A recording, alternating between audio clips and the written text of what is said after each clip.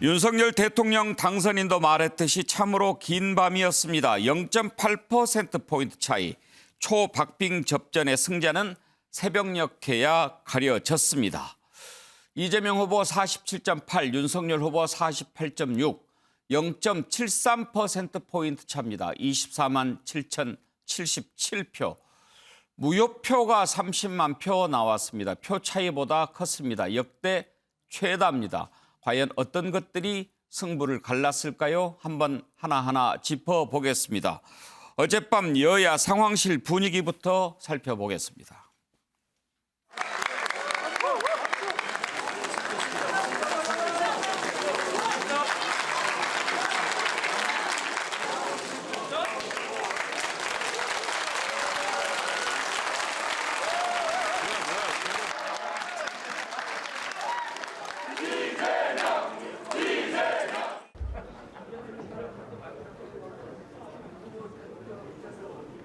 먼저 충남 윤석열 후보 51.5%로 1위를 기록하고 있고요. 이재명 후보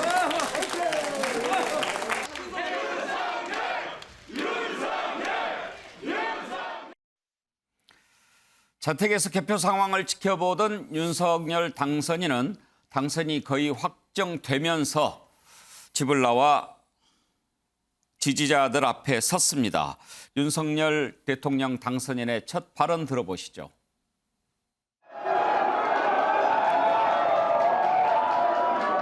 밤이 아주 길었습니다. 여러분들 주무시지도 못하고 이렇게 나와 계신 줄 몰랐습니다. 정말 그동안의 응원 감사드립니다. 네, 당선인께서 들어오고 계십니다. 대통령! 아주 열정적인 그런 레이스였던 것 같습니다. 이제 우리 경쟁은 일단 끝났고 우리 모두 힘을 합쳐서 우리 국민과 대한민국 위해서 우리 모두 하나가 되어야 한다고 생각합니다. 네, 윤석열 대통령 당선인의 발언 들어보셨습니다. 박정하 대변인, 네. 공보특보로 참 수고 많으셨습니다. 아이고 감사합니다. 예, 축하드립니다. 선대위 해산했나요? 오늘 2시에 해산을 했습니다. 예, 그럼 그래서 이제 저도 직함이 전 청와대 대변인. 전 청와대 대변인, 국민의힘 원주갑 당협위원장 이렇게 되었습니다.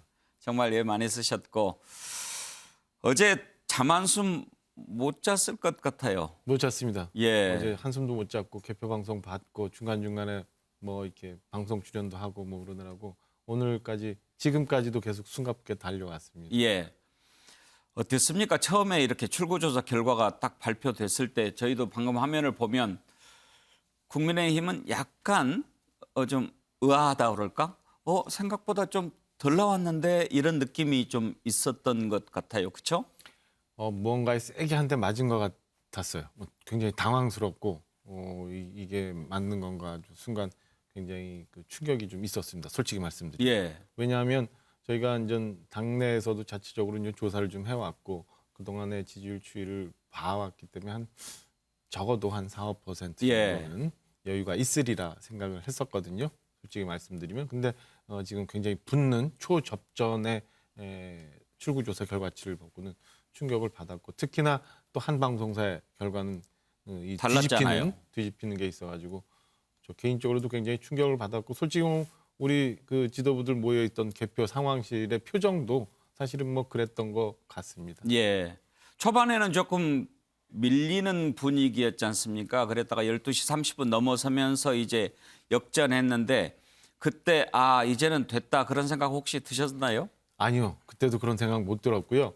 이게 사실은 12시 반부터 역전이 돼서 계속 개표가 진행됐습니다만은 시간이 30분, 1시간 지나도 뭐 0.7 내지 0.9% 표차가 계속 유지가 됐었거든요. 언제라도 순식간에 바뀔 수 있는 그런 표차라 계속 긴장하면서 사실 한 2시 반, 3시경까지 계속 긴장하면서 봤습니다. 그래요. 신성모면 결국은 이제 출구조사에 아주 거의 뭐 비슷하게 수렴됐는데 솔직히 말해서 신성범 의원도 저 정도로 붙어서 승부 펼칠 거라고는 예측 못했죠. 예, 저도 뭐 여러 차례 사석에서도 이야기한 적이 있습니다만 저는 4~5% 표 차이는 날 것 같다는 그런 관측을 해왔습니다. 그러니까 무엇보다도 이 선거를 관통한 흐름 자체가 정권 교체의 흐름이었다는 점 하나, 그리고 직전의 여론조사에서도 일관되게 좀 그런 특히나 당선 가능성에 대해서는 윤 후보가 높게 나왔다는 것 측면이 있었거든요. 그런데 의외로 이제 좁혀졌다. 저도 당황스러웠던데 돌이켜 보면 이 대목에서 전혀 4~5% 차이 나도 이상하지 않은 그런 건데 왜 저렇게 됐느냐?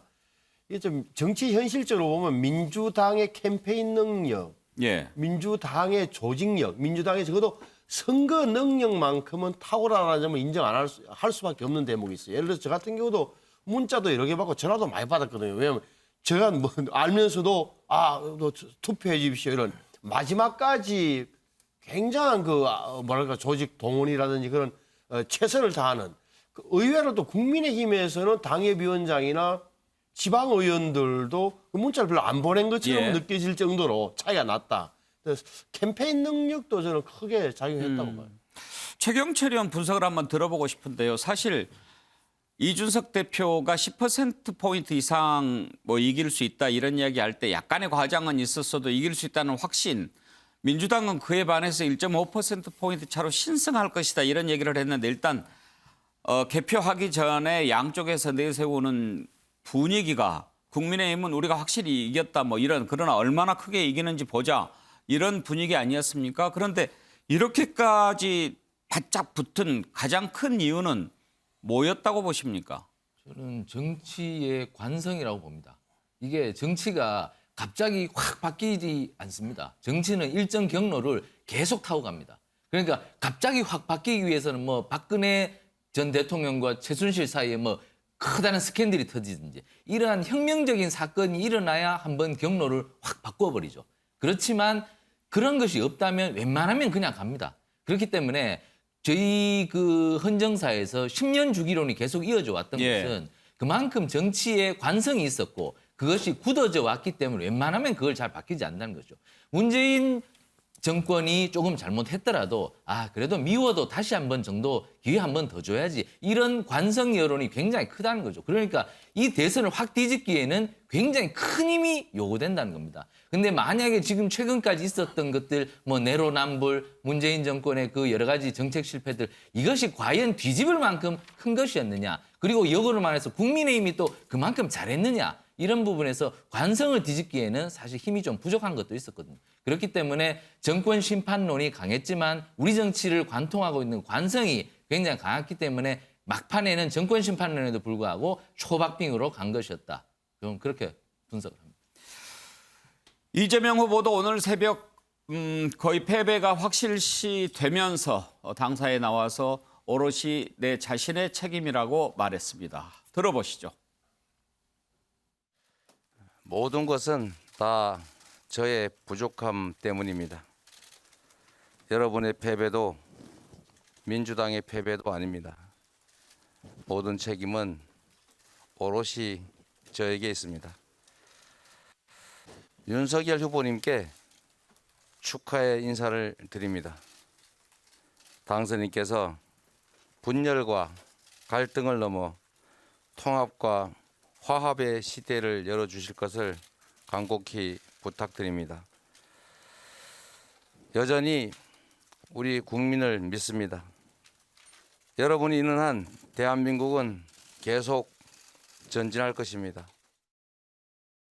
예, 자, 민주당에서 수고하셨던 김영주 의원 그리고 김정욱 교수 두 분도 정말 애 많이 쓰셨습니다. 예, 김영주 의원 이렇게 그 아슬아슬하게 지니까 안타까움이 더 컸을 것 같아요. 그렇습니다. 여러 가지 간섭 요소들이 많이 있는데 어떻게 보면은 우리가 전혀 과학적으로 설명할 수 없는 요소들이 있을 수 있다고 봅니다. 그러니까 무효표보다 실제로 이기고 진 표 차이가 더 많다 보니까 어쨌든 그럼에도 불구하고 어쨌든 뭐 무효표 처리가 많이 난 선관위 구성과 운영 자체도 현 정부의 책임 아니겠습니까? 어쨌든 그리고 기본적으로 정권 교체에 대한 희구가 일관되게 50%를 넘어왔다라고 하는 측면에 있어서는 어떤 면에서는 상당히 더 많은 차이가 났을 수도 있는 그런 선거였다고 솔직히 인정할 수밖에 없고 이재명 후보의 생존력과 학습 능력 이런 것들이 굉장히 많이 버텨왔다. 수많은 난제에도 불구하고 그렇게 생각할 필요가 있고요. 또 실제적으로 보면 많이 바짝 붙은 이유도 결과적으로 그렇게 큰 차이가 있는 어떤 그 현실 속에서 오히려 뭐 말하자면 국민의힘 스스로가 많은 전략적 오류를 가지고 민주당 지지자들이 따라갈 수도 있겠구나 하는 그런 어떤 힘을 다시 보태주는 결과들도 나왔기 때문에 예. 이렇게 막바지에 가서 한번 해볼 수 있겠다, 이길 수도 있겠다는 그런 생각들을 가져준 배경이 국민의힘에 있었다. 어쨌든 그럼에도 불구하고 결론은 국민의힘의 승리였다라는 것은 뭐 분명한 예. 것 같습니다. 김종욱 교수, 대개 선거가 끝나면 이긴 이유는 한 10가지 되지만 진 이유는 1000가지가 넘는다고 얘기하지 않습니까? 그럼요. 뭐 패자들은 모든 것을 잘못했기 때문에 네. 졌다고 얘기할 수밖에 없는 겁니다만 말씀하셨던 것처럼 정권 교체에 대한 비율이 55% 정도 상황인데 최종적으로 0.73% 정도까지 갔다라고 하는 건 좀 돌이켜보면 상당히 기적적인 상황이었던 건 사실이라는 생각이 드는 것이고 뭐 국민의힘과 윤석열 후보도 열심히 했겠습니다만 전통적인 민주당 지지층들 같은 경우도 상당히 사력을 다해서 정권을 재창출해서 촛불 정부를 이어보려고 하는 열정이 굉장히 높았다는 생각은 분명히 듭니다. 하지만 그것이 전체 국민들 입장에서 봤을 때는 정권 교체를 하지 않을 만큼의 이유는 못했다는 측면이 분명히 드는 거고요. 그건 뭐 오롯이 5년 동안 문재인 정부가 국민에게 보여준 모습, 또 그다음에 그것들을 정당으로서 민주당이 국민에게 보여줬던 모습에 대한 평가이기 때문에 0.73%라고 하는 것이 진짜 종이장 같은 차이로 느낄지 모르겠습니다만 민주당은 오히려 그것을 더욱 무겁게 느끼고 혁신으로 가야 되는 중요한 발판으로 삼아야 된다는 생각이 들고요. 제가 볼 때는 이재명 후보도 진짜 열심히 뛰었기 때문에 그런 격차까지 좁힐 수 있었다는 생각이 들고 그러니까 적어도 국민의힘과 윤석열 후보가 이 선거와 관련돼서 민의를 무시할 수 없는 상황이 되는 거라는 측면들도 저는 중요한 하나의 교훈 중에 하나라고 생각이 듭니다. 예. 선거는 전쟁처럼 치르지만 선거가 끝나면 이제 다시 여야가 돼서 국민을 보고 나라의 미래를 위해서 함께 일하는 것, 그것이 바로 민주주의고 선거 아니겠습니까? 오늘 오후에 윤석열 대통령 당선인도 그런 얘기를 했는데 어제 맨 처음 당원 동지들 앞에서 윤석열 후보, 이재명 후보, 심상정 후보에 대한 위로 첫 마디로 꺼냈습니다. 한번 들어보시죠. 마지막까지 함께 또 멋지게 뛰어준 우리 민주당의 이재명 후보, 또 정의당의 심상정 후보 이 두 분께도 감사드리고 또 결과는 이루지 못했지만 대한민국 정치 발전에 우리 모두와 함께 큰 기여를 했다는 점에서 그 가치를 높이 평가하고 싶고 그리고 두 분께도 좀 심심한 위로의 말씀을 드리고 싶습니다. 예, 박정하 대변인 네. 가까이 계셨으니까 그거 하나 물어보고 싶어요. 이제 윤석열 대통령 당선인이 정치에 뛰어든 게 8개월 좀 넘었지 않습니까? 네, 그렇죠. 그런데 주변에서 일하던 사람들 그리고 또 당에서도 보면 정말 학습력이 좋다. 그리고 빨리빨리 이렇게 적응한다라고 하는데 사실 유세할 때 보면 기존 정치인들 못지않게 아주 그 동작도 활발하고 어퍼컷도 막 이렇게 날리고 적응을 빨리 해가는 모습을 볼 수 있었습니다. 옆에서 이렇게 가까이서 본 윤석열 당선인 정치 참 할만하다 이런 생각 많이 들었습니까? 정치를 할 만하다. 그러니까 얼른 제가 그 표현 우리가 흔히 막 묶이다 뭐 이런 얘기를 네, 많이 하는데 네, 그 네, 표현이 어떤지 몰라서 자기 개성 타고난 정치인 뭐 이런 정치 감각 이런 게 있어 타고난 정치 보였는지. 감각이 있어 보이지는 않은 것 같아요. 솔직히 말씀드리면. 그러니까 그 말씀하신 것처럼 뚝심 그리고 본인이 생각했던 원칙에 대해서는 밀고 나가는 이 추진력 같은 게 있는데 우리가 보통 생각하는 정치 감각이라는 거는 주변과 타협도 잘 하고 아니면은 내가 많이 그 손해를 보더라도 옆 사람에게 또 다른 말로도 이렇게 다른 사람의 마음을 사기도 하고 뭐 이래야 되는데 그런 그 껍데기 가식 뭐 이런 게 좀 안 보여요. 그러니까 예. 투박해 보이기도 하고 솔직해 보이기도 하고 근데 그게 좀 몇 번 겹치다 보면 그 진실성이 느껴지는 그런 류의 분인 것 같아요. 그러니까 제가 볼 때는 우리가 보통 생각하는 이렇게 아주 현란한 정치인이라기보다는 그 우직하게 무언가를 추진해 나가는, 추구해 나가는 그런 스타일의 사람 아닌가 저는 옆에서 그렇게 느꼈습니다. 투표로서 가까이 본 윤석열 당선인의 최대 매력이라면 뭘 꼽으시겠습니까? 진심, 어. 진솔한 것. 그게 국민들한테는 때로는 뭐 정치적 공격에 의해서 굉장히 그 뭐 부족해 보일 수도 있게 비춰질 수도 있었지만 제가 볼 때는 그 진솔함, 진실성 이런 것들이 옆에서 봤을 때는 가장 높이 살만한 그런 부분이었다고 보여집니다. 네. 그런데 신성범 의원, 정치 신인, 정치 초보 이렇게 얘기하지만 정치인들은 말로 정치하지 않습니까? 근데 그동안 윤석열 후보 이렇게 쭉 돌아보면 어느 유력 정치인 못지않게 많은 어록이 있어요.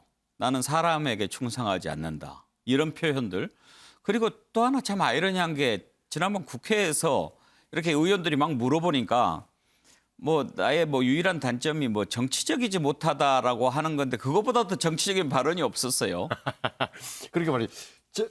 저분이 저는 이렇게 관찰했어요. 언제가 말씀드렸지만 구수한 게 큰 인생에 도움이 된 분이다. 다시 예. 말하면 서울대학교 법과대학을 나와서 3학년, 4학년 때 소년등과 했던 분들 제가 많이 아는데 말년이 별로 안 좋더라고요. 제 느낌이에요. 근데 윤석열 후보는 당선인은 구수하면서 인생을 배운 거예요. 늦게. 또 하나는 저는 만난 적은 없지만 제가 관찰을 하는 포인트가 있는데 빨라요. 빠른 거예요. 적응력이라는 게 굉장히 빠르고 정치인으로서 제가 감히 자질이 있다, 기질이 있다고 보는 이유 중에 하나가 긍정적인 마인드예요. 쾌활하다 그럴까? 예. 전체적으로 밝아 보이는 거예요. 적어도 그러니까 어물하고 이런 구석이 없고 긍정적이다. 다시 말해 위기에 몰렸던 순간에도 토론회 같은 거 보시지만 허참하면서도 저런 거는 상당히 좀 타고난 대목이 있다라고 저는 봐요. 어제도 예. 오늘 새벽 4시 반에 제가 유튜브를 보니까 그 상황실에 와서 설명하는 거 보니까 이야기를 하더라고요. 선거에서 제가 많이 배웠습니다. 이번 선거에서. 예. 두 번에 이야기했어요. 본인이 그 선거라는 과정, 작년 6월 29일 날 정치 출마 선언하고 7월 30일 날 입당해서 11월 5일 날까지 홍준표, 유승민 후보에게 그렇게 공격당하면서도 견뎌내서 후보가 됐고 그 이후에 쭉 캠페인하는 과정에서 유세하는 과정에서 정말 이게 선거구나. 이게 정치인이 되는 거구나 늦게 왔던 것 같아요. 그래서 자연스럽게 그냥 이렇게 어퍼컷도 나오고 오버하는 측면도 있지만 자꾸 좀 진화해가는 과정 아니냐. 저는 예. 한 정치인의 진화 과정을 보는 대목도 저는 좀 재밌는 그래요. 관찰 포인트로 생각해요.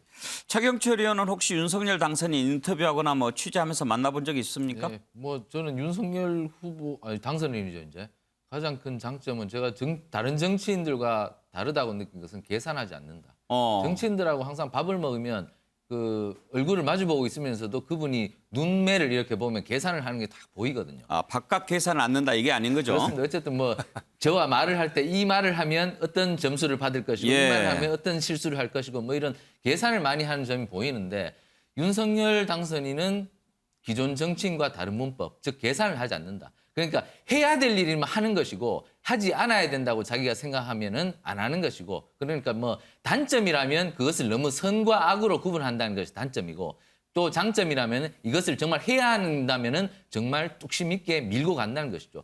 안철수 대표와 단일화할 때도 계산하지 않았다는 겁니다. 아, 해야 되겠구나. 그렇다면 다 내줘 버려라. 그러면 다 내주고 하겠다. 그래서 한 거 아니지 않습니까? 한 거지 않습니까? 안철수 후보는 상대적으로 계산을 하는 편인데 어쨌든 윤석열 당선인의 가장 큰 장기는 계산하지 않는 것이다. 앞으로 국정을 할 때도 그런 점에서 돌파력이 좀 보이지 않을까. 좀 이런 뭐 기대를 해봅니다. 예. 윤석열 대통령 당선인은 오늘 첫 일정으로 현충원을 찾아서 순국선열께 참배했습니다. 그 모습 한번 보실까요?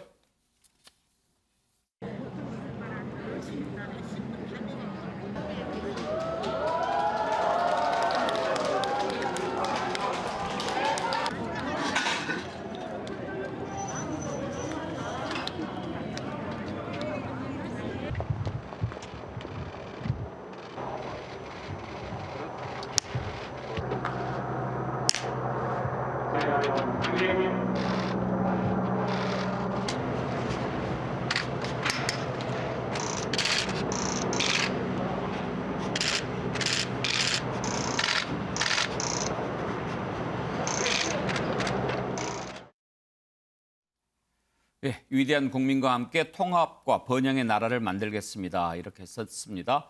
그리고 이제 당사를 선대위를 찾아서 위로하고 또 격려하고 함께 나가자 이렇게 호소했는데 오늘 일정을 한번 쭉 보시죠. 정치를 시작한 이후 여러 어려움이 있었습니다. 그럴 때마다 왜 국민이 저를 불러냈는지, 무엇이 국민을 위한 것인지를 생각했습니다. 앞으로도 오직 국민만 믿고 오직 국민의 뜻에 따르겠습니다. 의회와 소통하고 야당과 협치하겠습니다. 국정 현안을 놓고 국민들과 진솔하게 소통하겠습니다. 참모 뒤에 숨지 않고 정부의 잘못은 솔직하게 고백하겠습니다. 작년 여름 우리 당에 입당해서 또 선거운동을 하고 경선을 거치고 또 우리 당의 후보가 돼서 추운 겨울 여러분들과 함께 또 전국을 누비면서 이렇게 지나온 그 몇 달간이 참 돌이켜보니까 꿈만 같습니다. 그리고 우리 국민의힘 동지들을 만나서 정말 행복했습니다. 박정하 대변인 오늘 선대본 해단식 그리고 또 당선 인사 이렇게 얘기한 것 가운데 이런 부분은 꼭 좀 집중해서 많은 국민들이 들어줬으면 좋겠다 하는 내용이 있었나요? 저는 한 3가지 정도의 단어가 좀 떠올랐어요. 그러니까 하나는 통합이라는 것, 두 번째는 그 현충원 방명록에서 썼고 오늘도 여러 번 되풀이하셨던 위대한 국민, 마지막은 협치라는 단어를 떠올랐습니다. 지금 저 대선 결과 제가 보면서 아까 뭐 충격받았다고 하는데 우리 국민들이 윤석열 후보한테 허락한 건, 윤석열 후보한테 준 거는 정권 교체 딱 그 하나만 준 것 같아요. 나머지 본인이 하고자 하는 국정 동력은 스스로 만들어서 가져가야 된다라는 거를 준 것 같아요. 그러니까 오만도 독선도 허락하지 않았던 것 같거든요. 그거를 윤석열 후보가 아마 느끼고 있었던 것 같습니다. 그래서 지금 무엇보다도 제일 중요한 게 통합이라는 거를 생각하고 있었고, 그다음에 지금 뭐 야당이 됐습니다만 민주당이 그 국회 다수당을 갖고 있잖아요. 민주당이 협조 없이는, 그리고 국회가 원만하게 돌아가지 않으면 인수위 이후에 뭐 내각 구성도 쉽지 않은 거고 정부 조직 개편도 쉽지 않은 거고 이런 부분들을 얘기했던 것 아닌가. 그리고 마지막으로 우리도 이제 할 수 있다, 다시 하면 된다라는 위대한 국민이라고 표현하면서 우리 국민들한테 좀 자긍심과 같이 하자는 이런 메시지를 주고 있었던 것들이 느껴져서 그 3가지 단어가 제가 귀에 들어왔습니다. 통합, 위대한 국민, 협치. 예, 말씀하시는 동안 민주당 지도부가 대선 패배 책임을 지고 총 사퇴했다는 속보가 나왔는데요. 이 내용은 잠시 후에 따로 한번 짚어보도록 하겠습니다.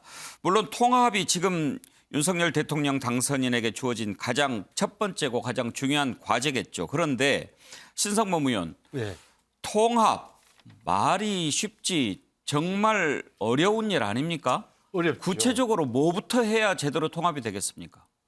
오늘 아침에 4시 반에 상황실에 나와서 윤석열 후보가 원고 없이 했던 말 가운데 이런 게 있는 거예요. 자기가 당선인 신분에서 새 정부의 대통령이 되면 헌법 정신을 충실하고 의회를 존중하면서 야당과 협치해가면서 국민을 잘 모시겠다. 요 대목인데 아마 야당과 협치라는 대목을 아마 생각에서도 유심히 들으셨으리라 믿습니다. 제가 보기에는 우선은 인수위 구성에서부터 예를 들어서 뭐 안철수 당대표, 국민의당 대표 쪽 사람들을 넣는 부분도 그러하고 결국은 내각의 일정 부분은 반대 진영에 있던 사람, 그분이 지금은 당장 민주당 의원이 아니라 할지라도 진보 성향이나 이런 분들까지 만약에 내 사람만 아니라 능력을 봐서 진영을 뛰어넘어서 이념을 뛰어넘어서 임명하는 것 자체, 내각 구성 자체가 저는 그 가장 중요한 뭐랄까 시그널이 될 것 같다, 신호가 될 것 같다고 판단하는 거고요.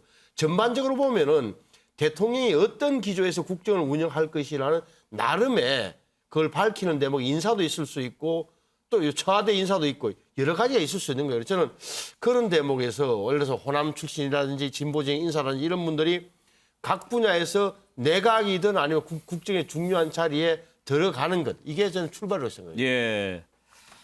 김영주 의원. 네. 어떤 거를 잘해야 제대로 통합할 수 있을까요? 그래서 이제 우리 사회가 아직도 이렇게 뭐 지금 심승범 의원이 의미 있는 얘기를 했습니다. 그러니까 사람을 다양한 사람을 뽑자 하는데 아직까지 우리 문화는 지난 정부에서도 현 정부에서도 다른 당에 계시는 분들을 내각으로 모시고자 했지만 아직도 마치 다른 당에 가서 뭐 이게 우리 당에 있다가 윤석열 후보가 또 인수위에서 대통령 되시는 분이 내각 좀 맡아보시오 하면 배신하는 것처럼 느껴지는 문화가 있단 말입니다. 이제 그런 어떻게 보면 패거리 문화가 이제 상존하는 부분이 있기 때문에 오히려 그런 것을 용이하게 하기 위해서는 뭐랄까 인수위 과정에서 다 정당 간의 정책 연대라든지 어떤 그런 것들을 좀 해줌으로써 실제로 그 사람이 편안하게 그 내각에 참여할 수 있도록 해주는 것도 굉장히 중요할 것 같고 우선 이번 선거처럼 네거티브 많고 소송이 상호 비방전이 많은 것 있기 때문에 우선 이재명 후보하고의 관계라든지 그런 것부터 풀고 또 법적 조치부터 상호 없애는 부분 이제 그런 것부터 하나하나 유화하면서 정책 연대를 통해서 다른 정당의 사람이 이 정부의 내각에 들어오는 것이 자연스러울 수 있도록 만들어가는 게 굉장히 중요할 것 같습니다. 예. 최경철 의원. 사실 이제 통합하는데 이재명 후보가 선거 막판에 통합 정부론을 꺼냈습니다. 그때는 선거 전략적으로 좀 많이 보였죠. 그러니까 윤석열 빼고 다 모이자 하는 차원이었는데 그렇지만 이 윤석열 후보가 얘기하는 통합은 이재명 후보가 얘기했던 윤석열 당선인이 얘기한 통합은 그 통합 정부론과는 좀 다르다고 봐야 되겠죠? 네, 그렇습니다. 정파를 모두 아우르는 것보다는 우리 사회에 있는 골고루 인재를 쓰겠다는 그런 표현인 것으로 보이고 저는 윤석열 당선인이 문재인 정부에 몸담았던 사람이기 때문에 문재인 정부가 어디서부터 타이어에 펑크가 났는지 잘 알고 있습니다. 어디서부터 이게 잘 나가던 차가 펑크가 나고 자꾸 엔진이 고장 났는지 누구보다 잘 압니다. 그것은 결국에는 대통령의 소통 능력이거든요. 그러니까 밥 많이 먹겠다고 하지 않습니까? 윤석열 당선인이. 윤석열 당선인이 여러 가지 청와대에 대해서 불만이 있었을 때 대화로 대통령과 풀 수도 있었지만 그 대화가 없었지 않습니까? 그 대화가 있었다면 이렇게까지 집권 세력과의 갈등이 벌어지지 않았을 텐데 그러한 소통에 대해서 아마 굉장히 자신이 앞으로 하겠다는 생각을 가질 거예요. 그러니까 국회에 절대 다수를 점하고 있는 민주당과 자주 만나야 됩니다. 대통령이 자주 만나지 않으면 민주당이 입법을 해주지 않습니다. 그렇기 때문에 자주 만나는 것을 통해서 여야가 소통을 통해서 정말 국민에게 무엇이 유익한 것인가를 잘 풀어내는 그런 해결책을 만들어줬으면 좋겠습니다. 김종욱 교수, 이제 여소야대가 되지 않았습니까? 우리가 여소야대 처음 겪어보는 것은 아닙니다. 노태우 정부 때도 여소야대였고 결국 뭐 민주당을 만들어서 그걸 돌파하기는 했습니다만 여소야대에서 대통령이 어떻게 통합을 만들어내는 것이 좋을까요? 일단 방금 나왔습니다만 저는 대화가 가장 중요하다고 생각을 합니다. 그러니까 많은 대화를 나눠서 서로를 이해하는 게 중요한데 보면 많은 대화가 없기 때문에 항상 자기 주장만을 일방적으로 제기하게 되는 것이고 그 주장이 동의하지 않게 되면 서로가 얼굴을 보지 않는 적으로 간주하는 이런 일들이 반복적으로 벌어져 왔다라는 측면에서 예를 들면 대화를 하는 건 되게 중요합니다만 더 중요한 부분들은 이재명 후보가 제기했던 정치 개혁에 대한 내용들이 분명히 있습니다. 그러니까 연합 정치를 할 수 있을 만큼의 정책 시스템은 분명히 필요합니다. 지금 구조화에서 연합 정치는 제가 볼 때 거의 불가능한 상황이라고 얘기한다면 하나가 계속 얘기하고 있는 소위 제왕적 대통령제로 얘기되는 대통령 주변에 있는 사람들에 의한 권력의 남용들이 존재하는 상황에서 분권형 대통령제를 추진해야 된다는 측면 하나하고 다당제 구조와 결선 투표제를 통해서 적어도 다양한 국민들의 이해와 요구를 대변할 수 있는 정당들이 소위 국회라고 하는 공간에 들어올 수 있도록 개방하는 문제가 분명히 존재합니다. 이런 게 가능할 때 대통령도 대화를 쉽게 할 수 있는 것이고 또 경쟁도 예를 들면 자유롭게 할 수 있는 건데 그렇지 않으면 지금 제도화에서는 그냥 올 오와 나싱 아닙니까? 대통령이 되면은 모든 권력을 갖고 대통령이 안 되면 모든 것을 갖지 않기 때문에 사활적인 싸움을 할 수밖에 없게 되는 것이고 제3정당은 제껴버리는 상황이 벌어지기 때문에 저는 윤석열 당선인이 대화도 많이 하셔야 됩니다만 제도적 개편과 관련해서도 용단을 내릴 필요가 있다. 그러니까 제도적 개편을 하지 않으면서 대화만 풀겠다? 제가 볼 때 이거는 한쪽 방향밖에 안 되는 거기 때문에 이 두 가지를 좀 하는 새로운 또 윤석열 당선인 방식의 소위 정치 교체 이런 것도 좀 필요하다고 생각을 합니다. 네. 자, 이제 윤석열 당선인이 앞으로 펼쳐나갈 그런 청사진 기대가 됩니다. 다음으로 넘어갈까요? 검찰총장에서 대통령. 윤석열 당선인이 걸어온 길을 한번 살펴보겠습니다. 영상으로 보실까요? 로서 윤석열 변한 게 있습니까? 정무 감각이 없는 거는 예나 지금이나 똑같은 거 같습니다. 법리적으로 보면은 검찰총장은 법무부 장관의 부하가 아닙니다. 그렇죠. 헌법 정신과 법치 시스템이 지금 파괴되고 있습니다. 반드시 정권 교체를 이루겠다는 결실함으로 나섰습니다. 기쁨보다 엄중한 책임감과 정권 교체의 무거운 사명감을 느낍니다. 이 늦은 시간까지 이렇게 지켜봐 주시고 또 지금까지 열렬하게 격려와 성원 보내주셔서 정말 감사드립니다. 박정환 대변인 별의 순간이라는 표현이 생각이 나는데요. 참 김종인 전 위원장이 얘기했듯이 별의 순간이 왔고 그 순간을 잡았다 이렇게 볼 수가 있죠. 그렇게 보여지는 것 같아요. 그러니까 3월 4일인가요? 작년 그러니까 검찰총장직에서 물러나서 6월 달에 이제 정치권에 들어와서 8개월 만에 대한민국 최고의 리더가 된 대통령의 자리에 오른 거니까요. 인생에 주어졌던 그 순간을 바로 잡아서 그거를 현실화했다라고 밖에 표현할 수 없는 아주 극적인 상황이었던 것 같습니다. 정치에 입문한 지 불과 8개월여 그리고 국회의원 한 번도 하지 않았고 검찰에만 몸담았던 윤석열 당선인이 어떻게 대통령까지 될 수 있었을까요? 그 원동력은 무엇일까요? 윤석열 당선인 다큐가 있는데요. 그 가운데 주변인의 평가 모음이 있습니다. 주변 사람들은 윤석열 당선인을 어떻게 봤는지 한번 들어보실까요? 어떤 사건을 어느 범위까지 어느 정도로 할 거냐 하는 부분은 굉장히 좀 창의적으로 해야 돼요. 우리 윤석열 후보는 꼭 필요한 범위 내에서만 해야 된다는 그런 원칙을 갖고 있습니다. 앞뒤 안 가리고 우리는 뭐 나오는 대로 수사한다. 끝까지 가겠다. 이렇게 하는 검사를 보고 상당히 놀랐죠. 정말 거침없이 돌파해 왔다 이렇게 보는데요. 큰 방향에서 필요한 때 결단하고 또 필요한 때 양보하고 했던 그런 모습으로 이 위기를 하나하나 돌파했다고 봅니다. 수사모 의원, 대체로 지금 결단력을 얘기하는데 사실 후보가 된 뒤에도 몇 가지 결정적인 장면에서 결단하는 모습을 많이 보여줬죠. 그렇죠. 대목마다 저는 하나씩 기억은 안 납니다만 이미지 자체가 뚝심과 소신, 뭐 돌파형 이런 거잖아요. 그러니까 강골금사인데, 저는 다시 돌아가면 아직도 풀리지 않는 의문 하나가 사실은 좀 문재인 대통령이 왜 4명의 후보 가운데 2019년도에 왜 윤석열 후보를 선택했을까? 들리는 이야기로는 저도 나중에 들어보니까 일부 참모들은 당시 봉욱 대검차장을 더 선호했다고 알려져 있고 언론에 보도된 적도 있었는데 왜 문재인 대통령은 윤 검사장을 중앙지검장을 검찰총장으로 선택했을까 하는 대목. 이거 앞으로 제가 볼 때는 이거 어디 야사에 많이 나올 것 같은데 저는 궁금하거든요. 근데 정말 뭐라 그럴까? 제가 왜 이야기를 하냐면은 이 선거 과정에서도 적어도 윤석열 후보 입에서 대선 후보 입에서 문재인 대통령에 대한 노골적이고 직접적인 언급은 한 번도 없었어요. 예. 잘 기억하세요.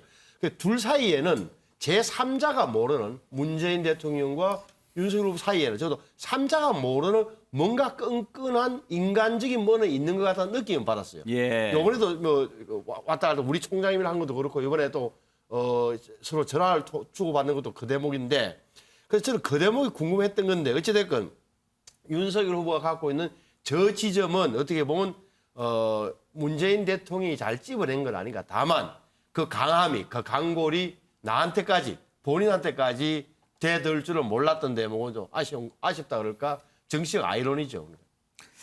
얘기한 김에 문재인 대통령과 또 윤석열 대통령 당선인의 앞으로의 관계도 사실 좀 궁금하지요. 오늘 문재인 대통령은 유영민 비서실장을 통해서 축하난을 전달했고요. 윤석열 당선인 여기에 대해서 답을 했는데 그 내용을 한번 잠깐 보시죠. 축하의 말씀드리려고. 네네. 아유, 고맙습니다. 아침에 전화를 주셨거든요. 예. 다시 한번 감사 말씀 좀 전해주시고 드리겠습니다. 또 정부 인수 문제도 아주 잘 지원하시겠다고. 정부 2학기에 네. 국정 공백 없이 네네. 잘 준비해서 차질 없이 협력을 잘 해드리라는 방법을 하셨고 고맙습니다. 또 인수위원회가 만들어지기 전이라도 조금 중요한 사항에서 좀 보고를 받으셔야 될 일이 있으면은 그 말씀을 하시라 그러고 좀 빠른 시일 내에 한번 대통령 뵙고 또 뵙고 나서 일하다가 또 잘 모르는 거 있으면 또 연락도 좀 드리고 이렇게 하겠다고 말씀드렸습니다. 네. 오늘 아침에도 우리 문재인 대통령님의 당선 축하 전화를 받았습니다. 이제 제가 생각할 거는 어떻게 하는 것이 국민에게 이익이 되고 도움이 되느냐 그거 하나만 생각해야 되는 그런 입장이고 현 정부와 잘 협조해서 국민들께 불편 없이 정부 조직을 인수하고. 최경철 의원, 사실 윤석열 당선인이 뭐 정치를 오래 하거나 그런 것도 아니기 때문에 문재인 대통령과 뭐 정적이다 이런 표현은 사실 좀 어울리지 않죠. 그런 점에서 인수하는 과정도 어떻게 보면 무난하게 잘 될 것 같기도 한데 어떤 정부에서 어떤 정부로 인수할 때는 좀 불편한 일이 많이 있기도 했어요. 뭘 다 이렇게 저기 해놓고 가고 그랬다고 하기도 하던데요. 인간적인 마음으로는 윤석열 당선인이 문 대통령한테 굉장히 좋은 마음을 가지고 있죠. 사실 문 대통령이 2017년 5월 달에 취임하자마자 그것도 검사장도 아닌 사람을 검사장 중에 가장 꽃이라고 하는 서울중앙지검장에 윤석열 당시 그 대구고검에 그 차장검사가 있던 사람을 아주 발탁 인사를 청와대가 직접 발표를 합니다. 그 당시에 일개 검사장 인사를. 그만큼 애착이 있다는 거죠. 그걸 자기도 알죠. 그리고 나중에 검찰총장까지 발탁을 해준 그 문 대통령에 대한 인간적인 마음은 아마 그 윤 당선인이 굉장히 큰 빚을 지고 있다고 생각할 겁니다. 근데 이분이 굉장히 이제는 공적인 자리에 돌아왔기 때문에 그러한 인간적인 관계보다는 이제 좀 공적인 여러 가지 시각을 갖지 않을까. 그래서 저는 여러 가지 정치 보복에 대한 논란이 있긴 하지만 이미 개시된 수사, 예를 들어 원전 수사 부분 같은 경우는 자신이 전혀 관여하지 않고 검찰이 정말 정도로 하도록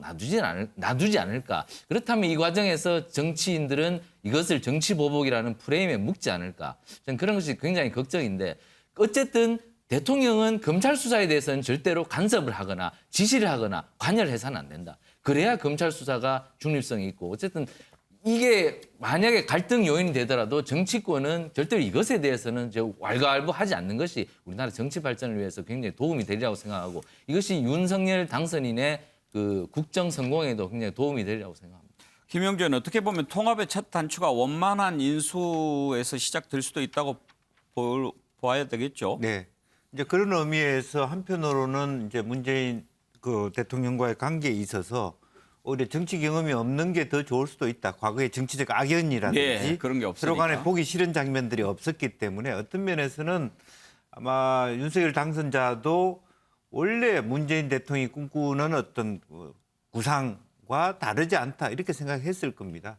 이제 그런 측면에서는 뭐 그전에 초창기의 인수위 과정에서 정말 볼성 싸나운 장면도 많이 있었다 그러고요. 또 한편으로 보면 뭐 인수할 게 아무것도 없었다. 자료를 전혀 안 줬다. 이런 예. 논란이 계속 와 있었지 않았습니까? 이제 그런 부분이 어느 정도 좀 성숙해져야 된다는 거고 다만 이번 정부의 경우에는 청와대로 들어가지 않고 광화문으로 들어가기 때문에 예. 여러 가지 좀 다른 형태의 서로 간에 어떤 깊이 있는 업무 협정이라든지 뭐 어떤 디테일한 어떤 논점들의 차이가 있기 때문에 한편으로는 더 쉬울 수도 있겠다 그런 생각도 듭니다. 박정하 대변인 그건 결정이 됐나요? 지금 김영주 의원이 청와대로 들어가지 않는다라고 했는데 일단 인수위는 그동안에 대체로 연수원 삼청동 연수원 자리 썼잖아요. 썼죠. 예. 이번에는 거기를 사용하지 않고 광화문에서 인수위를 아니죠. 이제 인수위는 어디로 정해질지는 좀 지켜봐야 되는데 예. 통상 우리 말씀하신 금융연수원 많이 썼잖아요. 인수위는 그렇게 운영을 하되 지금 청와대를 안 쓰겠다는 게 윤석열 당선인의 공약이잖아요. 그러니까 그래서 광화문에서 정부종합청사 등을 이용해서 직무를 보겠다. 그래서 이제 국민들하고 소통할 수 있는 그리고 권위적인 대통령상을 내려놓겠다. 그리고 청와대도 굉장히 슬림하게 해서 내각이 장관들이 전문성을 갖고 일할 수 있는 그런 분위기를 만들어야 이게 지금처럼 우리가 문제가 돼 있는 제왕적 대통령제가 해소가 된다라는 취지거든요. 그러니까 지금 김영주 의원님 말씀 주신 거는 통상의 경우 업무 인수인계가 되면 이제 청와대에서 청와대로 가는 이런 상황을 고려하고 이제 인수인계가 이루어지는데 그런 점도 있고 그다음에 사실은 좀 통상 많이 쓰신 좀 관저 생활도 지금 안 하신다고 했어요. 그러니까 관저도 그럼 어떤 식으로 구성을 해서 사용을 할 건가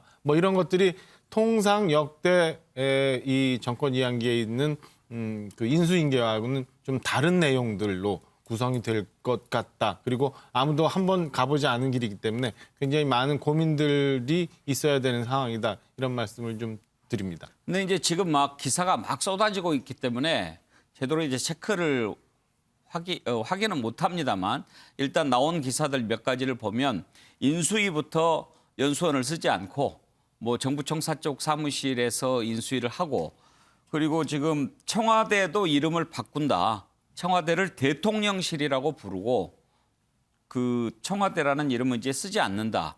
그리고 공약을 지키기 위해서 청와대에 들어가지 않고 광화문 근처에 뭐 그동안에는 만가를 뭐 좀 이렇게 권했는데 그쪽도 하지 않고 이렇게 뭐 반려동물이 많이 있으니까 마당이 넓은 뭐 이런 단독주택을 알아보고 있다. 막 이런 얘기들이 나오더라고요. 근데 확인은 뭐 제가 못했습니다만 최경철 의원 그렇게 약속을 꼭 지키는 모습은 좋은데 청와대 옮기고 이러는 거 경호 문제도 복잡하고 쉽지는 않을 것 같은데요. 저는 뭐 실현 가능성을 굉장히 낮게 봅니다. 이게 실질적으로 그런 정신은 좋지만 그것을 실현하기 위해서는 실현 가능성이 있어야 하는데 청와대를 버리고 지금 광화문에 나오면 정부 서울청사밖에 자리가 없습니다. 정부 서울청사는 굉장히 적의 미사일 공격에 취약한 청사입니다. 그렇기 때문에 만약에 유사시에 적이 공격을 했을 경우 대통령이 굉장히 큰 위해를 입을 가능성이 있기 때문에 그것은 너무 좀 그 국정 컨트롤 타워가 무너지는 결과를 빚을 수가 있다.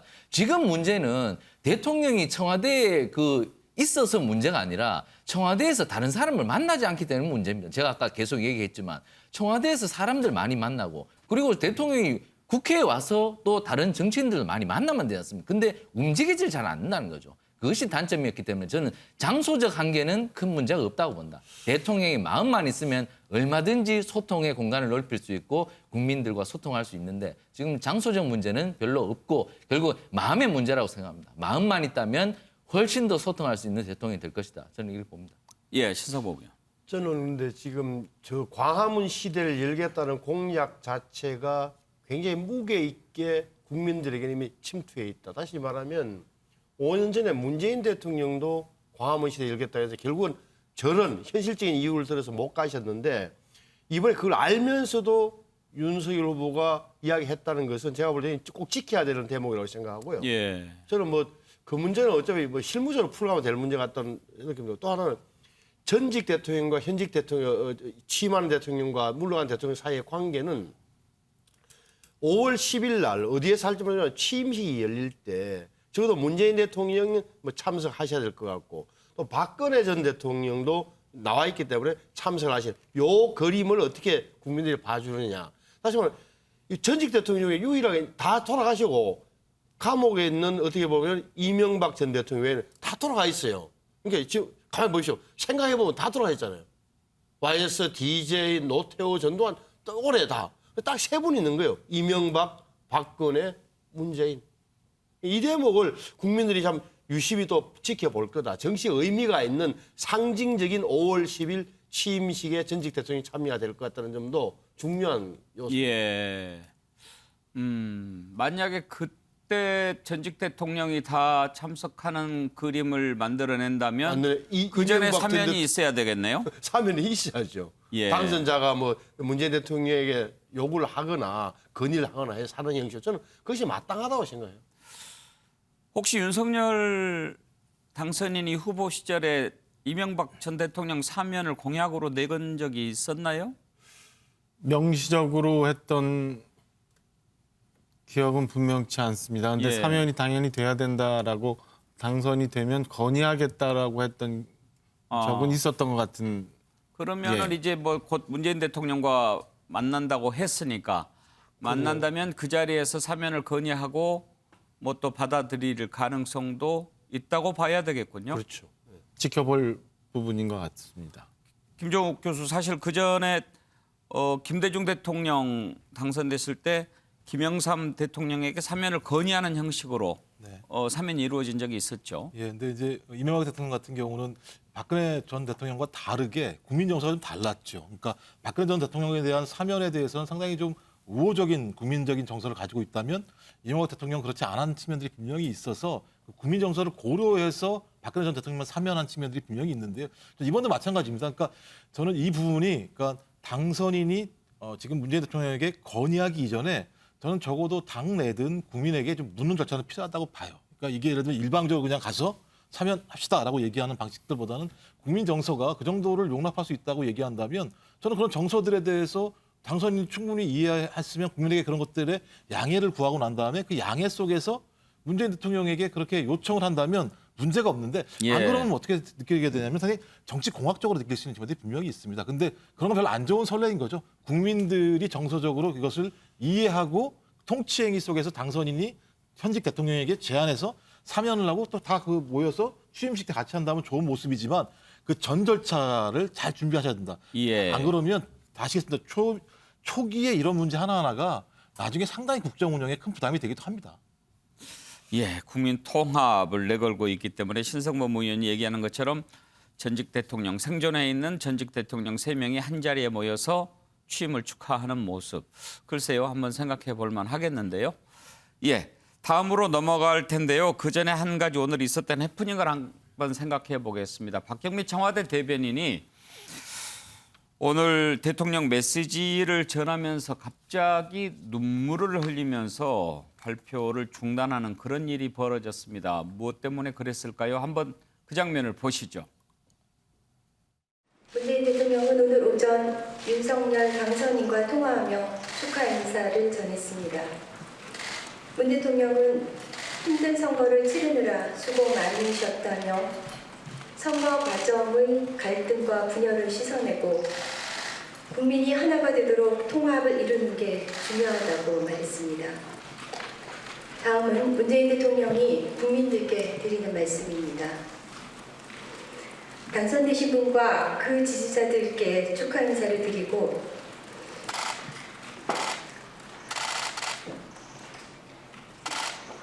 낙선하신 분과 그 지지자들께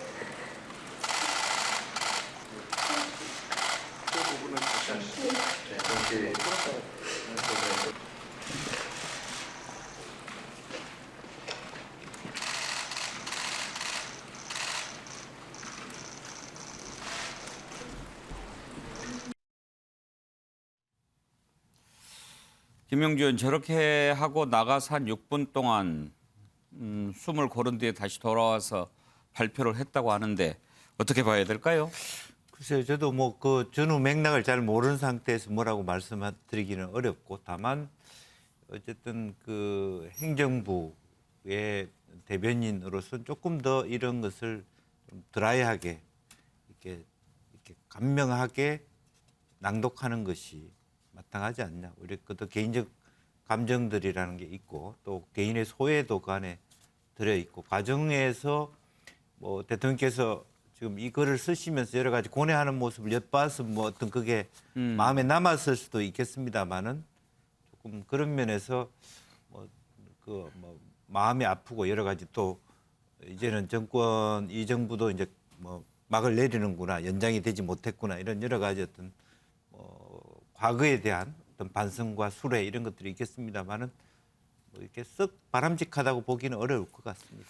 여기 저 청와대 대변인을 지내신 분도 계시지만 최경철 의원, 대변인이 뭘 저렇게 발표하면서 감정이 복받쳐서 우는 모습은 처음 보는 것 같습니다. 저도 처음 봅니다. 뭐 박경미 대변인은 여당 의원 출신이죠. 그래서 당적도 민주당 당적을 갖고 계실 터인데, 그런데 지금의 모습은 청와대 대변인이죠. 정무직 공무원입니다. 정무직 공무원은 정치적 중립을 지켜야 됩니다. 그런데 지금 저렇게 울었다는 것은 조금 뭐 선거에 대해서 조금 뭐 감정적으로 그런 생각이 있으셔서 뭐 우신 것 같은데, 물론 그 마음속에 들어가 보지 않아서 어떤 감정을 지니셔서 울었는지 잘 모르겠지만 어쨌든 국민 앞에 선 공직자로서, 그리고 청와대에 메시지를 전달하는 정무직 공무원으로서 오늘 눈물을 보인 점은 조금 국민들이 납득하시기에는 조금 힘든 부분이 있지 않을까.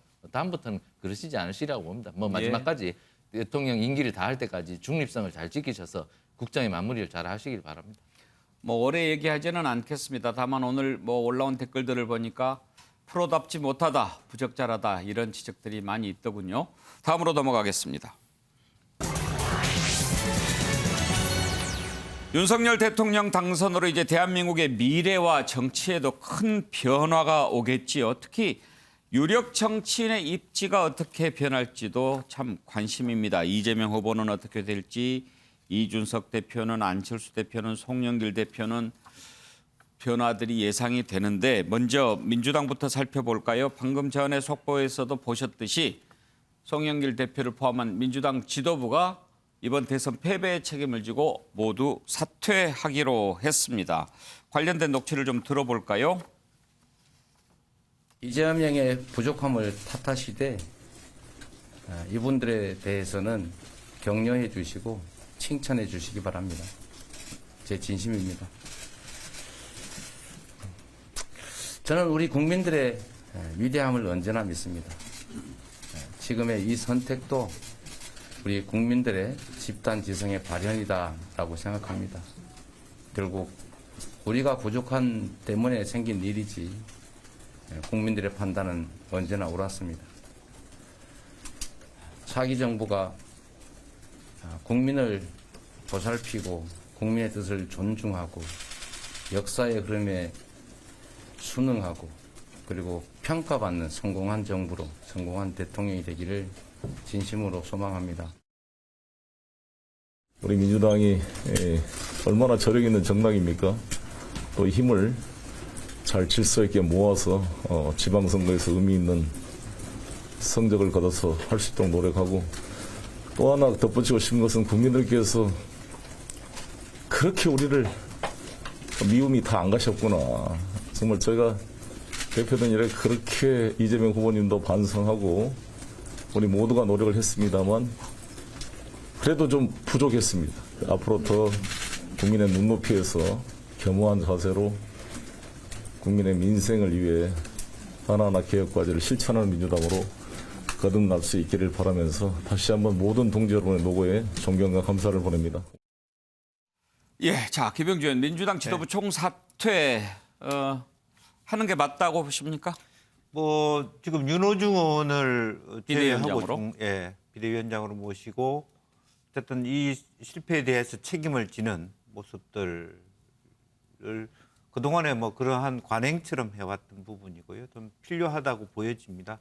다만 이제 사태로 끝날 것이 아니라 정말 이 국민들이 왜 선택하지 않았는 것에 대해서 정말 깊이 있게 생각하는 그런 것들이 필요하고 예. 현재 민주당이 갖고 있는 가장 큰 약점은 어떻게 보면 일색일문이라고 하는 좀 어려운 표현으로 일개함적 체제, 586 체제, 586 운동권이 거의 다 지배하고 있는 이런 부분이라 새로운 대안을 만들어내기에 조금 부족한 다양성의 부족이 있습니다. 그래서 그와 같은 것을 오히려 이제 국민의힘은 이준석 체제라고 하는 새로운 변화의 물결 속에서 여러 가지 잡음에도 불구하고 변화의 원동력을 찾아왔단 말이죠. 그래서 지금 현재 물러나는 것이 중요한 결과 다시 선택했을 때 그 사람이 다시 돌아올 가능성들이 많아지고 있다라는 것을 어떻게 극복할 것인가. 정말 진정으로 단순한 지도부 총사퇴가 아니라 다음 총선까지 정말 큰 변화 내려놓는 것들을 국민들이 체감할 수 있도록 해주는 것이 남아있는 과제다 그렇게 봅니다. 그런데 윤호중 비대위원장은 어떻게 생각하십니까? 지금 윤호중 원내대표 임기가 4월까지인가 되지요. 그리고 이제 새로운 원내대표를 뽑겠죠. 예, 그러면 그 한 달 안에 새로운 지도부 선출하고 이렇게 해서 당을 새롭게 꾸미겠다는 뜻일까요? 아니면 정말 그 비상대책위원회에 걸맞는 뭐 아까 보니까 정세균 전 의장 같은 분을 비대위원장으로 모셔서 당을 한번 새롭게 꾸며보자라는 의견도 있다고 하던데 그런 체제를 꾸리기 위한 임시 비대위원장인지 아니면 윤호중 비대위원장 체제로 해서 완전히 당을 새롭게 꾸미겠다는 것인지 어느 쪽이라고 봐야 지금 될까요? 이제 비대위원장이라고 돼 있으니까 말입니다. 그래서 비대위 준비위원장하고 비대위원장은 좀 다르지 않습니까? 비대위도 그래서 준비위원장 있나요? 네, 그런데 어쨌든 그 방금 말씀하신 대로 어쨌든 윤호중 비대위 체제로 간다라고 하는 것은 다른 비대위원장을 모시지 않을 가능성에 대해서 무게를 둘 수 있는데 조금 더 이것은 확인이 필요할 것 같습니다. 예. 김종욱 교수, 지도부가 대선 패배 책임을 지고 총사퇴한다. 네. 원내대표는 지도부 아닌가요? 지도부가 맞습니다만 원내대표 한 명은 남아 있어야 됩니다. 도장을 찍을 사람은 분명히 필요합니다. 그래서 원내대표를 남기고 나머지는 다 아마 사퇴를 하는 걸로 결정한 것 같고요. 아마 내부에 고민들이 많았을 거예요. 왜냐하면 5월 10일 날 윤석열 정부가 출범을 하게 되고 6월 1일 날 지방선거가 있어요. 근데 통례적으로 정부가 시작할 때 지방선거는 그 정부가 상당히 승리할 가능성이 높은 상황인 거거든요. 그렇다면 이번 대선 패배에 대해서 사퇴를 하고 그다음에 또 사퇴를 하고 두 번 사퇴할 수 없는 부분이 분명히 있기 때문에 저는 이번에 원내대표 한 분을 남겨두고 4월 달에 아마 그 선거를 통해서 뽑히게 될 원내대표가 실질적인 비대위원장 역할을 하게 될 것 같고요. 이걸 통해서 이 비대위 체제 내에서 전체적 밑그림을 그리고 지방선거까지 진행을 하고 난 다음에 저는 지방선거 이후에 실질적으로 당의 개혁, 정치 개혁 이런 내용들을 담을 실제적인 비대위원회는 아마 6월 지방선거 이후에 만드는 게 맞지 않나. 안 그러면 지도부를 지금 몇 번을 갈아야 되는 문제가 분명히 있기 때문에 그런 고민들이 분명히 있을 것 같고요. 저는 그래서 그런 것 같습니다. 그러니까 0.73%에도 불구하고 총사퇴가 불가피한 상황이라고 판단한 것 같고요. 거기에 대한 결정은 모두가 사퇴하는 수밖에 없다. 하지만 당연히 당에 도장을 찍을 사람은 필요하기 때문에 원내대표 한 분은 남아서 그 이후에 후속 조사들을 준비하는 것으로 저는 이해하는 게 맞다고 생각을 합니다. 그러면 여기서 잠깐 송영길 대표의 정치적인 미래를 한번 생각해 보고 싶은데요. 김영주 의원. 네. 송영길 대표도 이제 당 대표까지 했으니까 광역단체장도 하고 사선인가 뭐 되죠. 그리고 이제 분명히 차기 이제 대선 주자군에 들어갈 텐데 이번 대선 과정에서 보였던 리더십 평가가 당 내에서 어떤지 궁금합니다. 당내에서 평가가 다소 엇갈릴 수 있을 것 같아요. 실제적으로. 그러나 무난히 어쨌든 그 어려운 지형에서 여러 가지 어떤 논란에도 불구하고 마지막까지 잘 이끌어왔다라고 하는 그런 평가들은 있을 것 같습니다. 다만 이제 나머지 어떤 개개인의 어떤 발언에 대한 신중성 이런 부분들은 지적받을 수 있겠습니다만은 그럼에도 불구하고 이번 선거를 평가하면서 무슨 졌다는 것은 인정할 수밖에 없지만 그나마도 어쨌든 이와 같은 성적표를 낸 것은 그렇게 우리가 짜게 박하게 평가할 것까지는 아니다. 아마 이런 예. 중론들이 있지 않을까 그렇게 생각됩니다. 민주당 사정이니까 김종욱 교수한테 한번 물어보죠. 그러면 이제 당을 새롭게 이제 추스르기 위해서 새로운 대표 뽑아야 되지 않습니까? 어떤 분들이 당권에 도전할 것 같습니까? 네, 저는 이 문제 관련해서는 우리들이 너무 쉬운 방법으로 접근하면 안 된다는 생각은 많이 들어요. 예를 들면 이낙연 전 대표 또는 아니면 정세균 전 대표라고 하고 이런 부분 같은 경우는 엄청난 역량을 가지고 능력을 가지고 계신 분이고 비대위 체제 같은 경우는 정세균 총리 같은 경우는 많이 해보신 분이라는 생각이 분명히 들거든요. 하지만 지금 국민들이 민주당의 혁신을 뭐로 요구할까? 제가 볼 때는 새로운 가치와 새로운 사람들을 가지고 새로운 목표를 가지고 한번 나가봐라고 하는 측면이 가장 강할 거라 생각이 들거든요. 저는 그런 측면에서 소위 이 민주당의 어떤 나쁜 이미지 중에 하나인 아까 말씀하셨던 586 정치인들은 앞으로 어떤 선택을 할 것인가?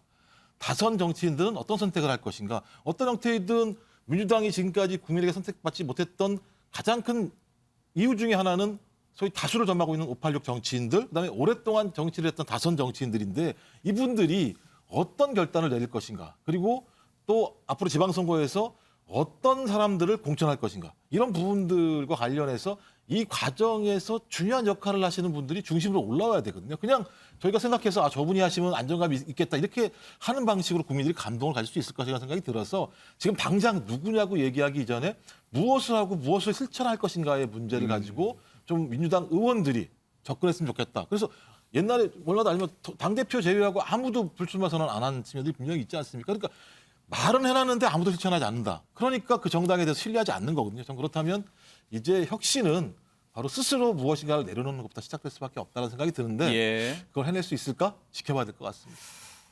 신성범 의원 혹시요 이재명 후보가 대표로 나설 가능성은 어떻게 보십니까?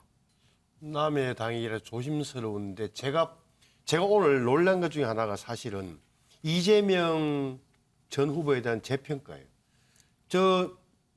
저렇게 낙선을 했는데 그날 아침에 나와서 저렇게 차분하고 조리 있게 아주 뭐라 그럴까 저렇게 하는 거 보고 제가 사람을 좀 잘못 봤었나 하는 생각이 들 정도로 품격이 느껴지는 정도였어요. 저는 사실은. 그래서 개인적으로는 내가 사람을 잘못 봤었나 생각이 들었는데 제가 보기에는 저 정도의 지적 능력, 토론 능력, 판단력 이 갖춘 그 선거 능력까지 갖춘 사람이 지금 야당에서는 야당이 됐으니까 별로 민주당 안에서는 별로 보이지 않는다. 저는 그래 봐요. 사실 냉자해 보면.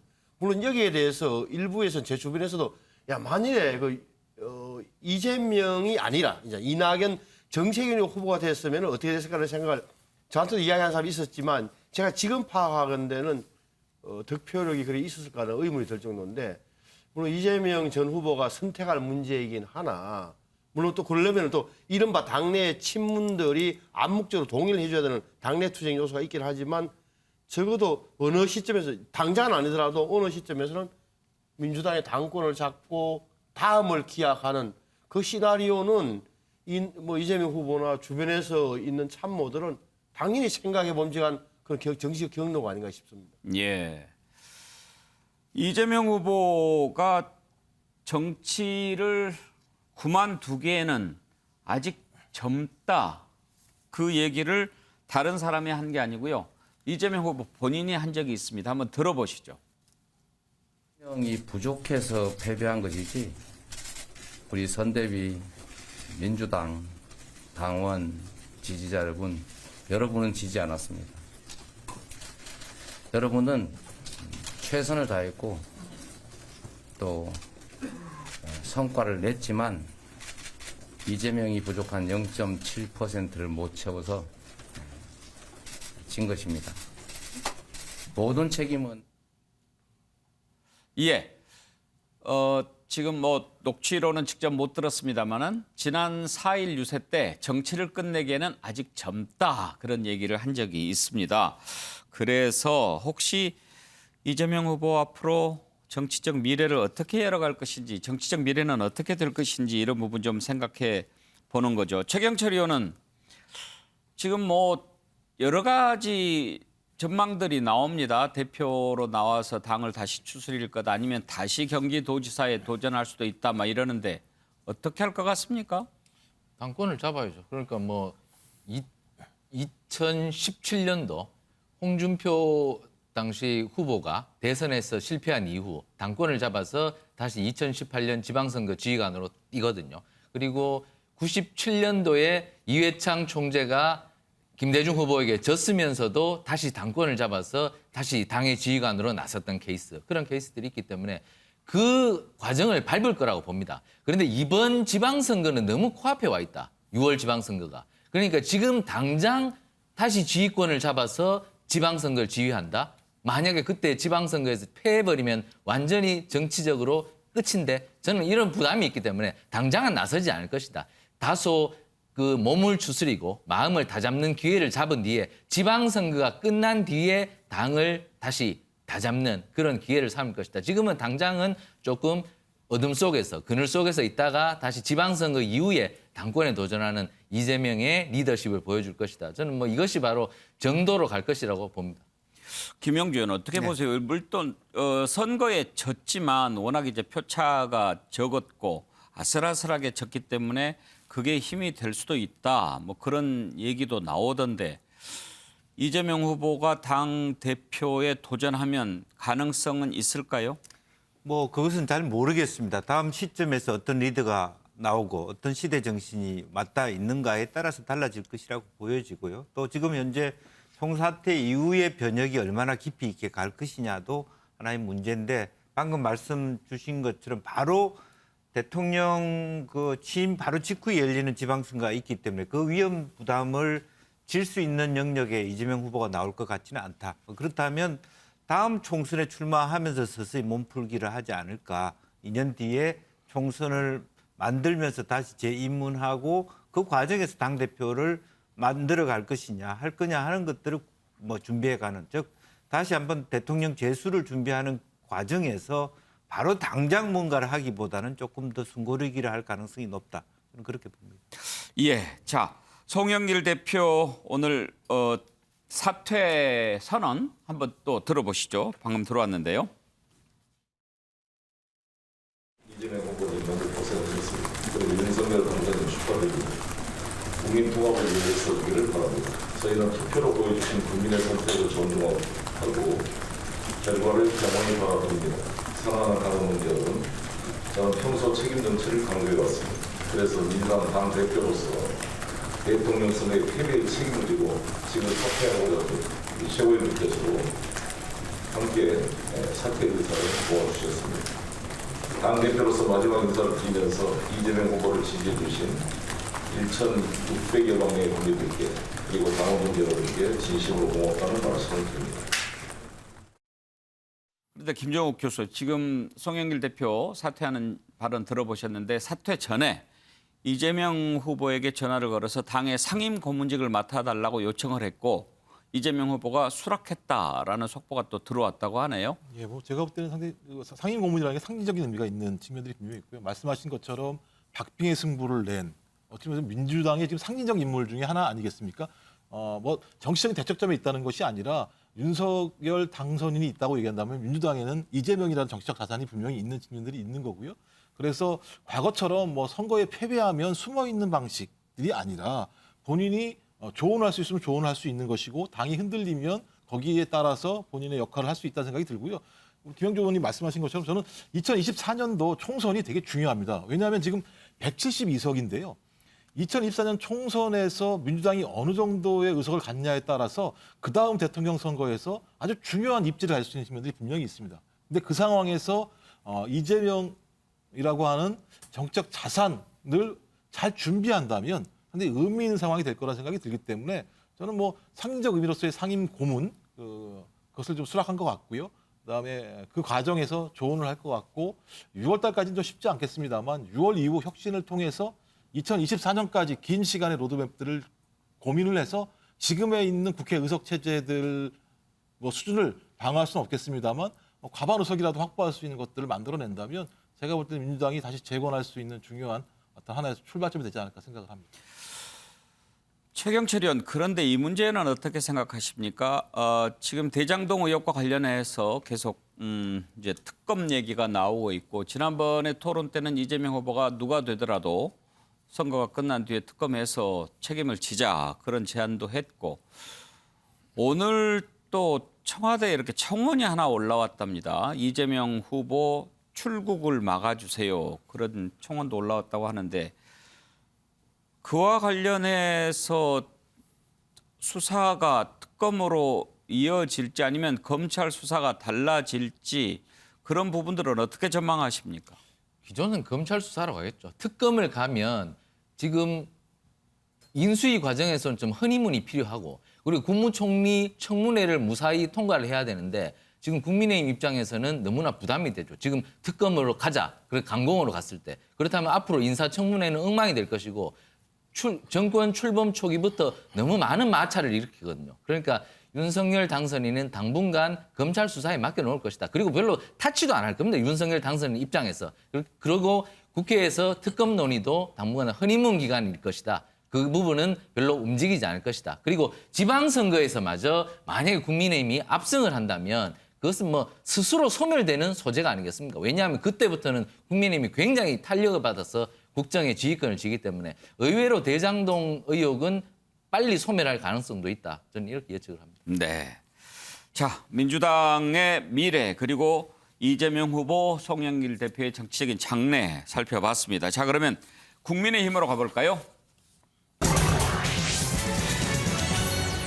이준석 대표의 미래는 어떻게 될까요? 이번에 큰 역할을 많이 했다라는 평가도 있지만 이번에 이렇게 초접전으로 가게 된 것은 오히려 이준석 대표가 이른바 이대남으로 갈라치기 한 부분 그리고 세대포 이론이라고 하는 것을 꺼내든 부분 또 호남 뭐 30% 이야기한 것 또 안철수 후보와의 단일화에 있어서 좀 더 나이스하게 갈 수 있었는데 계속 갈등을 이렇게 조장해냈던 것 이런 것 때문에 좀 어렵게 이긴 것 아니냐 그런 얘기도 나오고 있습니다. 분명 대선에서는 승리했는데 이준석 대표 정치적인 미래는 어떻게 될지를 놓고 이런저런 얘기가 오고 갑니다. 관련해서 먼저 녹취를 좀 들어보고 얘기 나눠보겠습니다. 정부를 인수하게 되면 윤석열의 행정뿐만이 아니라 국민의 힘이라는 그 여당의 정부가 됩니다. 그래서 당 정의 긴밀히 협의해서 정책도 수립하고 집행하고 이런 피드백을 해 나가야 됩니다. 반면에 대통령이 된 저는 모든 공무원을 지휘하는 입장에 있기 때문에 당의 사무와 정치에는 관여할 수 없습니다. 여러분께서 저를 많이 도와주셔야 됩니다. 저는 여러분들 도와드리기 쉽지 않습니다. 이제 저희도 이 선거에 열광하는 그런 어떤 분위기와 또 이 아주 승리를 자축하는 분위기를 또 일순간은 즐기되 바로 또 평상으로 돌아와서 우리가 또 당선인과 우리 윤석열 정부의 탄생을 적극적으로 당에서 뒷받침하고 무엇보다도 우리가 여소야대 상황임을 인식하고 특히 당선인께서 강조하신 협치의 틀을 당에서 앞으로 만들어가는 것이 굉장히 중요할 것이다 이렇게 생각하고 이 막중한 소임을 잘 수행해서 성공한 정부 만드는데 모두 매진하는 길에 우리가 이제 선대 본부가 아니라 윤석열 정부의 성공을 기원하는 그런 본부가 되어서 끝까지 함께 했으면 좋겠습니다. 여러분.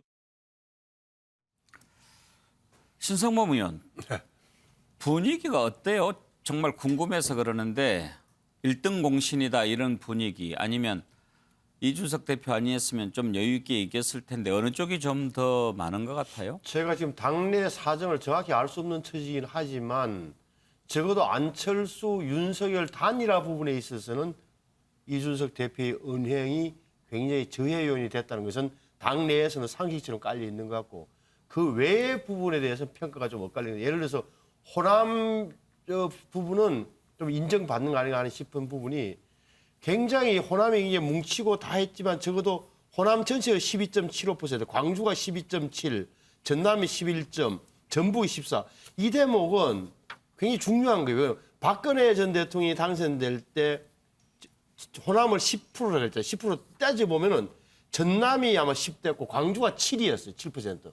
전북이 14. 그래서 토탈에서 10%였다고 하는데 이건 12.75니까 저도 윤석열 후보 입장에서는 잘 됐는데 그 공은 사실은 이준석 대표 몫이 큰 거예요. 흑산도까지 들어갔던 부분이라든지 시골까지 다니면서 애를 썼던 부분 이런 부분 인정받아야 된다. 다만 저 20대 남성 부분에 대해서는 평가가 엇갈리던데 저 개인적으로는 그나마 이준석 대표가 20대 남자들을 그런 선점에서 먼저 잡았기 때문에 여성들 빠져나왔으면 안 잡았더라면 아주 20대가 다 넘어갈 걸 그나마 이준석 대표가 20대 남자들을 확실히 잡는 그 효과가 있어서 그나마 지금 40몇 %까지 올라간 건 아니야. 그 개인적으로 저는 그렇게 평가해요.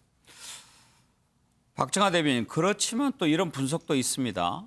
갈라치기라고 하는 그 자체도 문제가 있지만 그렇게 했기 때문에 마지막에 20대 여성들이 58%나 투표에 참여해서 지지를 민주당 쪽에 보냈다. 그런 지적도 있고 그리고 세대 포위론이라고 하는 것도 과연 적절한 선거 전략이었느냐. 그리고 어떻게 대선을 큰 정치적 아젠다를 놓고 미래를 이렇게 내다보면서 해야 될 그런 대선을 너무 조그마하게 사소한 전략과 가벼운 것으로만 승부를 벌이려고 했는데 그런 부분들은 좀 짚어봐야 된다라는 그런 칼럼들을 오늘 보수 매체들도 많이 썼더라고요. 당내에서도 그런 목소리가 있는 것은 분명합니다. 그리고 말씀하신 것처럼 그 2대 남에 대한 전략을 세우다 보니까 결과적으로 이 여성표 2대 여라는 표현도 뭐 불편할 수 있다고들 그 본인들은 하더라고요. 하여튼 20대 30대 여성들이 이재명 후보를 굉장히 많이 지지를 하게 되는 그런 상황으로 오게 된 것. 막판에 사실은 뭐 10% 정도 여유가 있다. 호남에서도 30%가 목표다라고 해서 오히려 민주당의 그 결집을 이끌어내는 그런 효과도 있었던 부작용은 있어요. 예. 하지만 제가 볼 때는 이게 완성되지는 못했지만 저 영남 그 전에 영남을 기반으로 했던 보수 정당이 시도할 수 있는 새로운 시도들은 좀 있었기 때문에 저는 지금에 있는 몇 가지의 그 비판을 받을 수 있는 시도들로 인해서 지도 체제를 흔들어야 된다라고까지 가는 당론이 구성이 된 게 대다수다라고까지는 아직 아닌 상황으로 파악하고 있습니다. 박정하 대변인은 뭐 윤석열 후보의 측근이기 때문에 좀 말하는 게 조심스러울 수가 있겠지요. 뭐 이해합니다. 그런데 최경철 의원. 네. 그런 지적도 많이 있었어요. 이준석 대표가 결정적인 순간마다 자기 정치를 하려고 한다. 그런 비판들이 많이 있었죠. 네, 그렇습니다. 뭐 이준석 대표도 정치적 꿈이 있기 때문에 그런 꿈을 실현하기 위해서는 자신의 존재감을 내보여야 되겠죠. 그런 뭐 그것을 인정합니다. 자신의 존재감을 내보이지 않고 어떻게 지지자들로부터 인정을 받고 동의를 받겠습니까? 그래서 이준석 대표가 나름대로 열심히 노력하고 그리고 이번 선거에도 여러 가지 기여가 있지만 이준석 대표는 자신의 실험에 대해서 너무나 인정된 것처럼 마치 검증된 것처럼 하는 경향이 있다. 그 부분은 좀 앞으로도 정치 생활하면서 좀 고쳐야 된다. 뭐 이대남에 대해서 너무 지나치게 강조점을 준다든지 그러한 것들은 사실 검증되지 않은 부분들 있거든요. 방금 배 국장이 말씀하셨다시피 이대녀들이 굉장히 열심히 투표해서 그 지지를 상당 부분 민주당 쪽으로 몰아가 버렸단 말이죠. 그러한 역작용이나 반사효과도 일어나는 것인데 이준석 대표는 그러한 부분에 대해서는 설명이 별로 없다. 그렇기 때문에 이준석 대표에 대해서 여러 가지 불신이 있고 그리고 이준석 대표가 말이 너무 앞서는 부분이 여전히 많다. 좀 너무나 절제하지 못하는 그러한 부분에 대해서는 조금 큰 정치인으로 자라기 위해서는 조금 고쳐야 할 부분이 아닌가. 앞으로 이준석 대표가 임기가 많이 남았기 때문에 여러 가지 지적들을 겸허히 수용해서 바꾼다면 정말 이준석 대표가 자기가 원하는 것만큼 큰 정치인이 되지 않겠나. 그러나 좀 고쳐야 할 부분도 많다. 돌아봐야 할 부분도 많다. 그것이 많은 유권자들, 그리고 국민의힘 지지자들의 생각일 겁니다. 김종욱 교수, 국민의힘 당대표긴 하지만 김종욱 교수가 전망하시기에 이준석 대표 미래는 어떨 것 같습니까?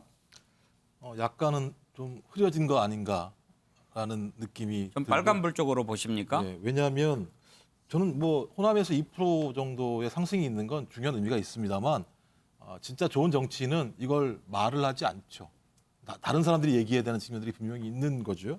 그다음에 저는 공로자이긴 하지만 나쁜 공로자라고 얘기할 수도 있을 것 같다. 왜냐하면 아까 계속 말씀하셨던 젠더를 갈라치기 한다는 거, 이건 뭐 지표로 다 나타나는 거니까요. 20대 여성과 남성이 상대방 다른 후보에게 58%의 지지를 줬다라고 얘기하는 건 이미 투표 행위 속에서 젠더가 갈라지는 부분들을 보여주는 거. 그다음에 당내에서도 이준석 당대표가 파업하고 이러면서 얼마나 갈등을 또 많이 일으켰습니까?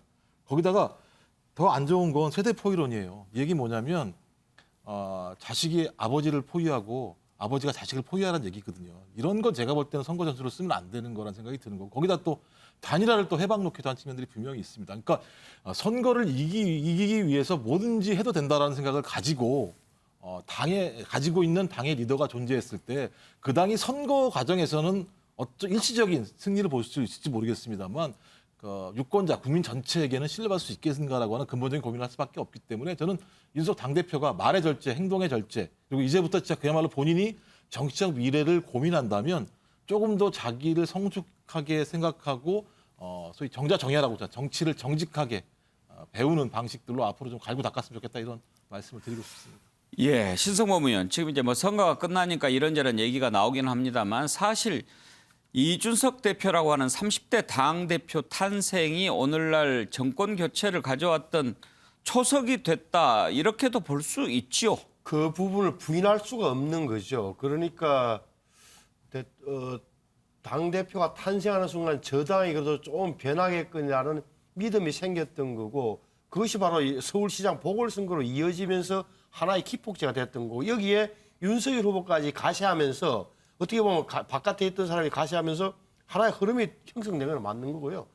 그러면서 인정을 해줘야 되는데, 인정할 것은 저는 제가 왜 이 대목을 자꾸 강조하느냐면은 저는 일부 신문이나 언론의 분석에 동의하지 않는 측면이 있는 거예요. 예를 들어서 20대, 30대는 국민의힘 입장에서는 항상 투표 많이 하면 위험하고 아주 위험물 취급하던 그런 세력이었어요. 박근혜 전 대통령이 당선될 때 제가 아직도 통계를 갖고 있는데요. 그때 말이죠. 20대, 30대 지지율 얼마였을 것 같습니까? 대통령 당선될 때. 그때 출구조사용 33%였고 문재인 당시 후보가 66%였어요. 그리고 지난번 5년 전에 홍준표 후보가 얼마 받았을까? 20대, 30대에서. 문재인, 안철수, 유승민 다음에 홍준표가 받았어요. 그렇죠. 2035 그거 버렸다니까요. 사실 젊은 층은 진보정당의 네. 절대적인 그런데 지지층이었죠. 지금은 20대가 얼마 됐습니까? 출구조사의 결과에 하면. 자, 남자 20대 58.7%가 윤석열. 물론 여자 58.1% 이재명 후보로 갔지만 적어도 45.5%라는 지지율을 얻게 된 데는 나름 이준석 후보의 저대목. 그게 여성들로서는 뭐 어떤지 몰라도 끌어당긴, 선점한 그런 부분이 있는 거다라는 점을 또 분명히 해줄 필요가 있는 거예요. 예. 예. 자, 이준석 대표의 미래 짚어봤고요. 또 한 명의 관심 인물, 안철수 국민의당 대표입니다. 앞으로 어떻게 될지 한번 생각해 볼까요? 오늘 여러 가지 얘기가 나오기는 했습니다. 안철수 대표를 인수위원장으로 임명할 거다, 이런 단독 기사도 떴는데 그 기사에 인수위원장 그리고 장제원 비서실장 이렇게 기사가 떴지만 윤석열 당선인이 확인해 준 것은 장제원 비서실장 뿐이었습니다. 아직 인수위원장으로 지명을 할지, 그리고 또 안철수 대표가 앞으로 정부에 입각하게 될지 아니면 또 선출직에 나가게 될지 여러 가지 지금 전망이 나오고 있는데요. 한번 패널들의 전망을 들어보도록 하겠습니다. 안철수 후보 관련 영상을 좀 보실까요?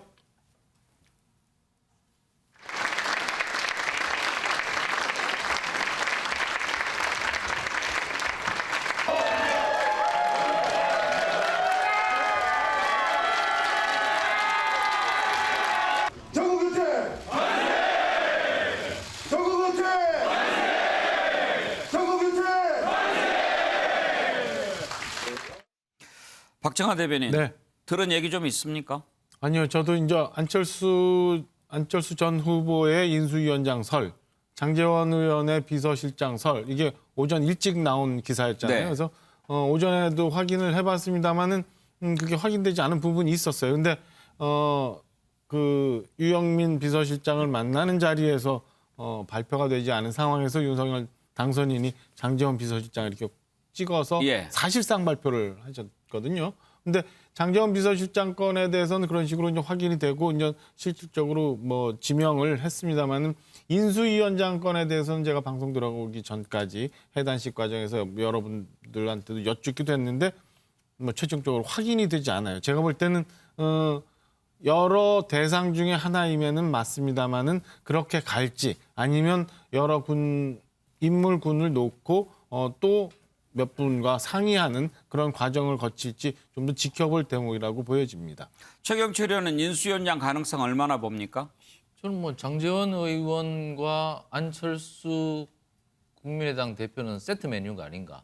그러니까 장제원 비서실장이 돼버렸으니까 안철수의 가치도 등달아 같이 올라가는 것이 아닐까. 뭐 이렇게 예측할 수가 있겠습니다. 왜냐하면 이번 단일화에서 두 사람이 굉장히 긴밀한 협의를 했고 그리고 장제원 의원이 단일화 1등 공신으로 봤기 때문에 저는 윤석열 당선인이 안철수 후보에 대한 가치를 굉장히 높게 보고 그리고 이를 통해서 장제원 의원의 뭐 역할도 굉장히 높게 봐서 비서실장으로 갔기 때문에 저는 뭐 인수위원장 가능성이 굉장히 높고 그리고 안철수 대표는 결국에는 국무총리를 해서 행정 경험을 충분히 한 다음 그리고 다음 당권에 도전해서 다음 총선에서 여당이 압승을 거두고 자신이 그다음 대권으로 가는 그런 코스를 밟지 않겠나. 예. 그런 코스에 대해서 저는 윤석열 당선인이 별로 방어막을 형성하지 않을 것이다. 저는 의리 있는 윤석열 당선인이기 때문에 아마 그 방향으로 밀어주지 않을까. 저는 이렇게 예측을 해봅니다. 윤석열 당선인의 스타일도 있고. 그렇습니다. 네. 그래요. 신성범 의원, 이제 그 어떤 기사에 확인되는 과정이 있지 않습니까? 그렇죠. 네. 그런데 이제 윤석열 당선인 측 핵심 관계자 발로 기사가 떴어요. 거기에 단독 이렇게 해가지고 안철수 인수위원장, 장제원 비서실장 내정 이렇게 떴는데 뭐 저 당선인이 바로 뭐 확인해 줄 수는 없는 거고. 그런데 아까 박정하 대변인이 설명해 주신 것처럼 유영민 비서실장이 찾아와서 앞으로 좀 청와대하고 이렇게 통로 이야기하는데 이철이 정무수석하고 그러면 우리 장제원 비서실장하고 이렇게 연결하도록 합시다. 이렇게 하면서 확인이 됐단 말입니다. 네. 그러면 그 확인되는 걸로 해서 역시 그 단독 기사에 떴던 안철수 인수위원장도 사실상 컨펌을 해준 게 아닌가 그런 생각도 들어요. 저는 좀 안철수 인수위원장 카드는 아닐 것 같다는 느낌이 좀 있는 이유가 왜요? 저는 왜냐하면은 이 인수위원장 다시 말해 인수위원장이라는 자리는 약간의 정책과 국정에 대한 나름의 경험이 있어야 돼요. 그리고 인수위에 대한 나름의 있어야 돼요. 그래서 저는 차라리 안철수 대표가 위원장이 아니라 안철수 대표의 대리인인 예를 들어서 최진석 교수라든지 이런 분이 이태규 의원이라든지 이런 분이 안철수 대표의 명을 받고 연락 요원처럼 해서 인수위에 파견되는 것은 몰라도 안철수 대표가 인수위원장을 맡는다는 것은 그림상으로 보면 좀 안 어울리는 대목이 있다. 그러니까 전면적으로 완전히 윤석열 정부 출범하기 전에 모든 이런 정책적 조언과 윤석열 정부의 그림을 짜는데 안철수 대표가 앉기에는 좀 저된 측면이 있지 않을까. 제가 그렇게 생각하는 거고 차라리 말씀하신 대로 당이냐 정부냐 정부면 총리냐 장관이냐 이런 대목 쪽으로 옮겨가지 않을까 하는 개인적인 느낌은 들어요. 그러니까 예를 들어서 인수위원장 밖에 지금 이야기 된 대로 뭐 김병준 씨라든지 이런 분들이 좀 더 인수위원장에는 어울리는 자리 아닌가 하는 개인적인 느낌이 있습니다. 그건 이제 인수위원장 측면에서 보시는 시각인 것 같고요. 이제 맞아요. 왜 이런 얘기가 나왔냐면 오늘 아침에 권성동 사무총장이 그런 얘기도 했거니와 박정하 대변인 가장 큰 이유가 지난번에 윤석열 후보 당시에 이렇게 만나서 얘기했을 때 합의하기를 인수위부터 함께 참여한다 이렇게 합의하지 않았습니까? 그렇죠. 이제 정확히 말씀드리면 인수위 구성에서부터 같이 이제 상의한다라고 돼 있죠. 근데 저는 글쎄요, 이제 인수위원장이라는 게 굉장히 상징적인 의미를 갖고 있잖아요. 그리고 오늘 윤석열 후보가 여러 장소에서 이제 통합이라는 얘기를 굉장히 많이 했고, 그래서 저는 안철수 대표가 인수위원장을 맡는 게 본인이 인수위를 구성해 나가는 협의 주체가 되고, 그다음에 향후 윤석열 대통령으로 유시가 되는 새 정부의 밑그림을 그리는데 오히려 좀 그 활동폭을 좀 줄이는 면이 있는 것 아닌가라는 생각도 좀 들어요. 그래서 최종적으로 뭐 안철수 대표도 충분한 자격을 갖고 있고 그럴 개연성도 좀 있습니다만은 저는 안철수 대표가 그렇게 인수위원장을 수락 내지는 본인이 원할까라는 점에 대해서 개인적으로는 좀 회의적으로 생각하고 있습니다. 예. 김영주 의원 이제 얼른 떠오르는 게 이제 혹시 어떤 제의가 오고 갔을까라고 하는데 그 뒤로 안철수 후보가 그때 이제 뭐 행정 경험도 없고 이런 이야기했기 때문에 총리 자리를 얘기를 했나 보다.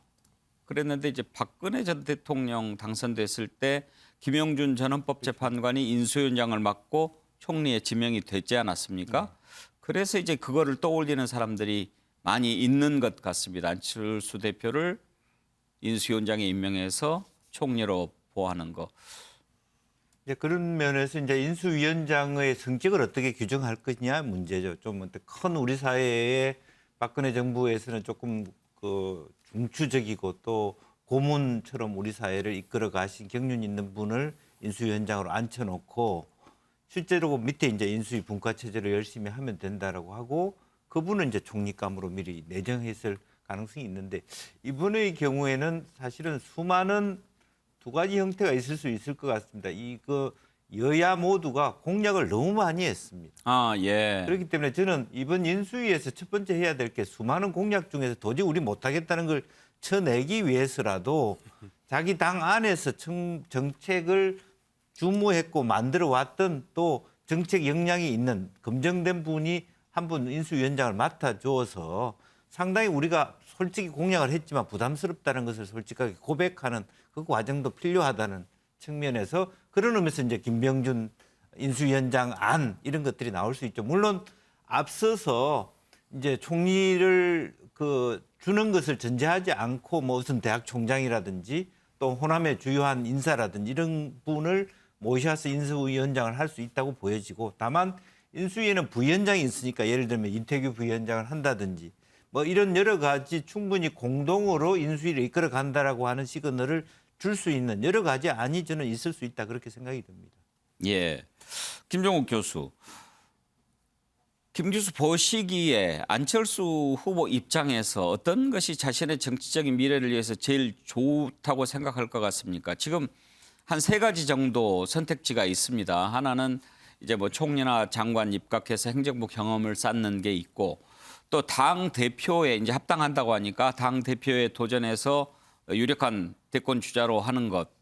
그리고 이제 경기지사 뭐 이런 얘기도 나오는데 선출직에 다시 도전해서 입지를 다지는 것.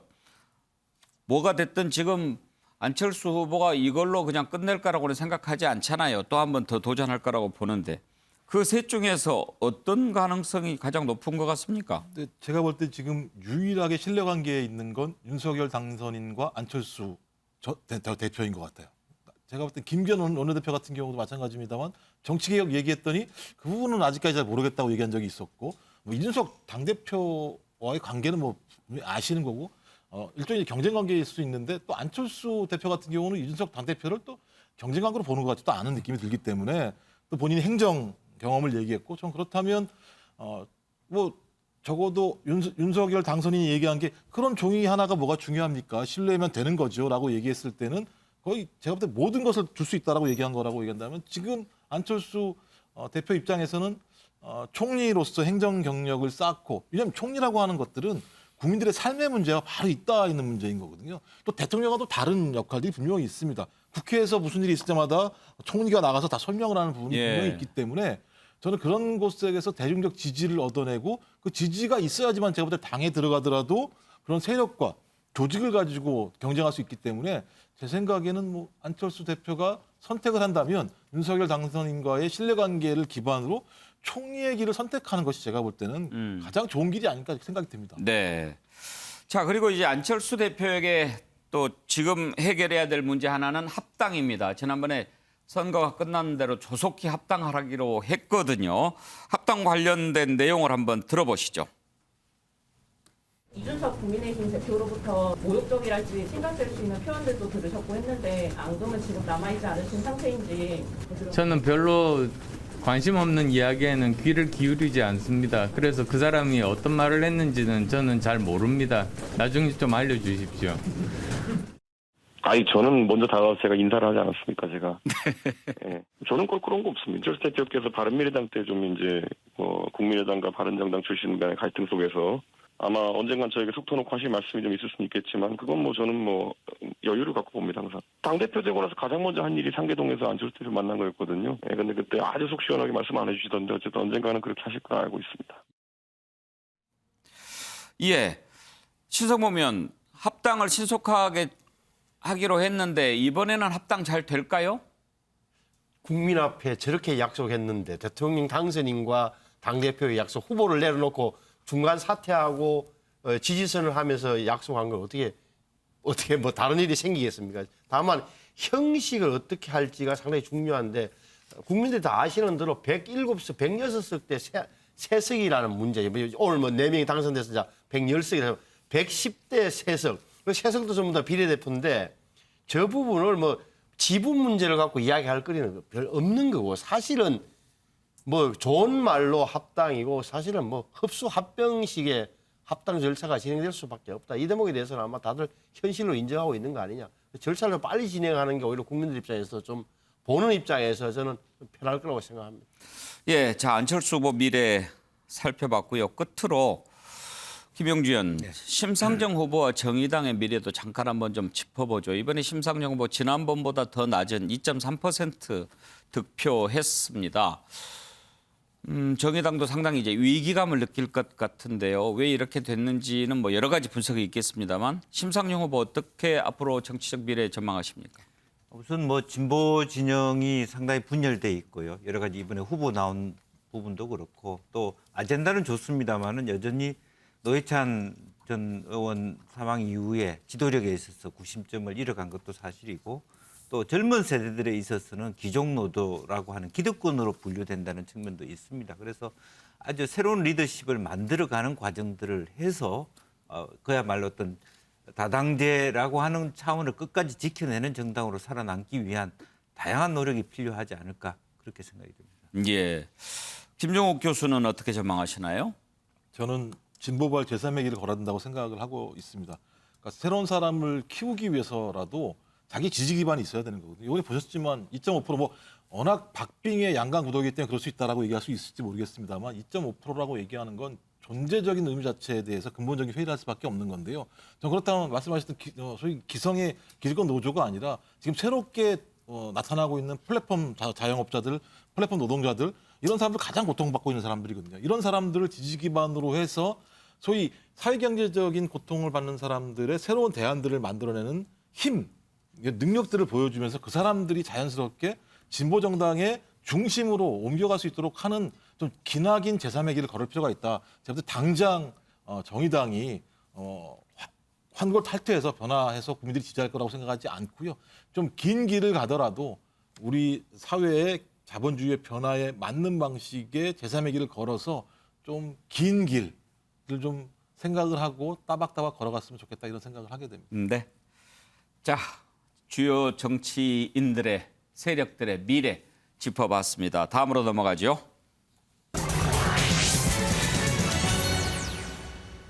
이번 윤석열 정부가 문재인 정부와 다른 점 가운데 하나는 인수위가 있다는 것입니다. 인수위가 10년 만에 이제 부활하게 됐습니다.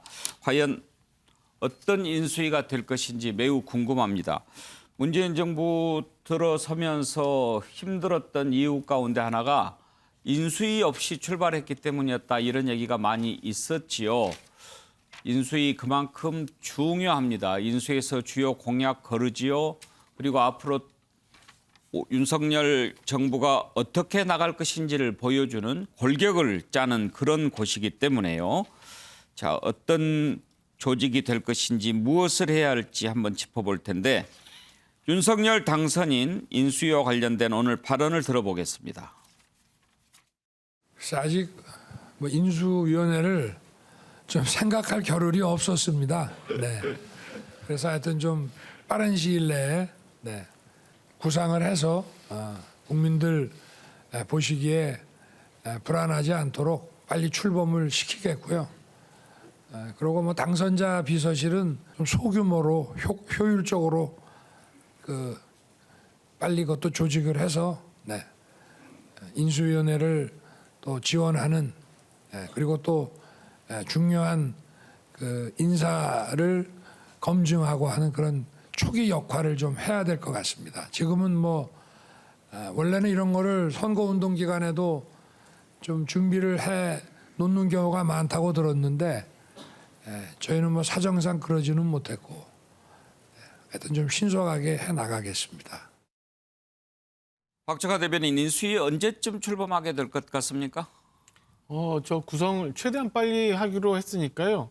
저는 뭐 다음 주라도 윤곽이 대충 나오지 않을까 싶고요. 실무적으로 가동이 되는 거는 물리적으로 다음 주 윤곽이 나오더라도 한 다다음 주쯤은 돼야 가동이 되지 않을까라고 예상이 됩니다. 신성범 의원, 인수위 정말 중요하죠?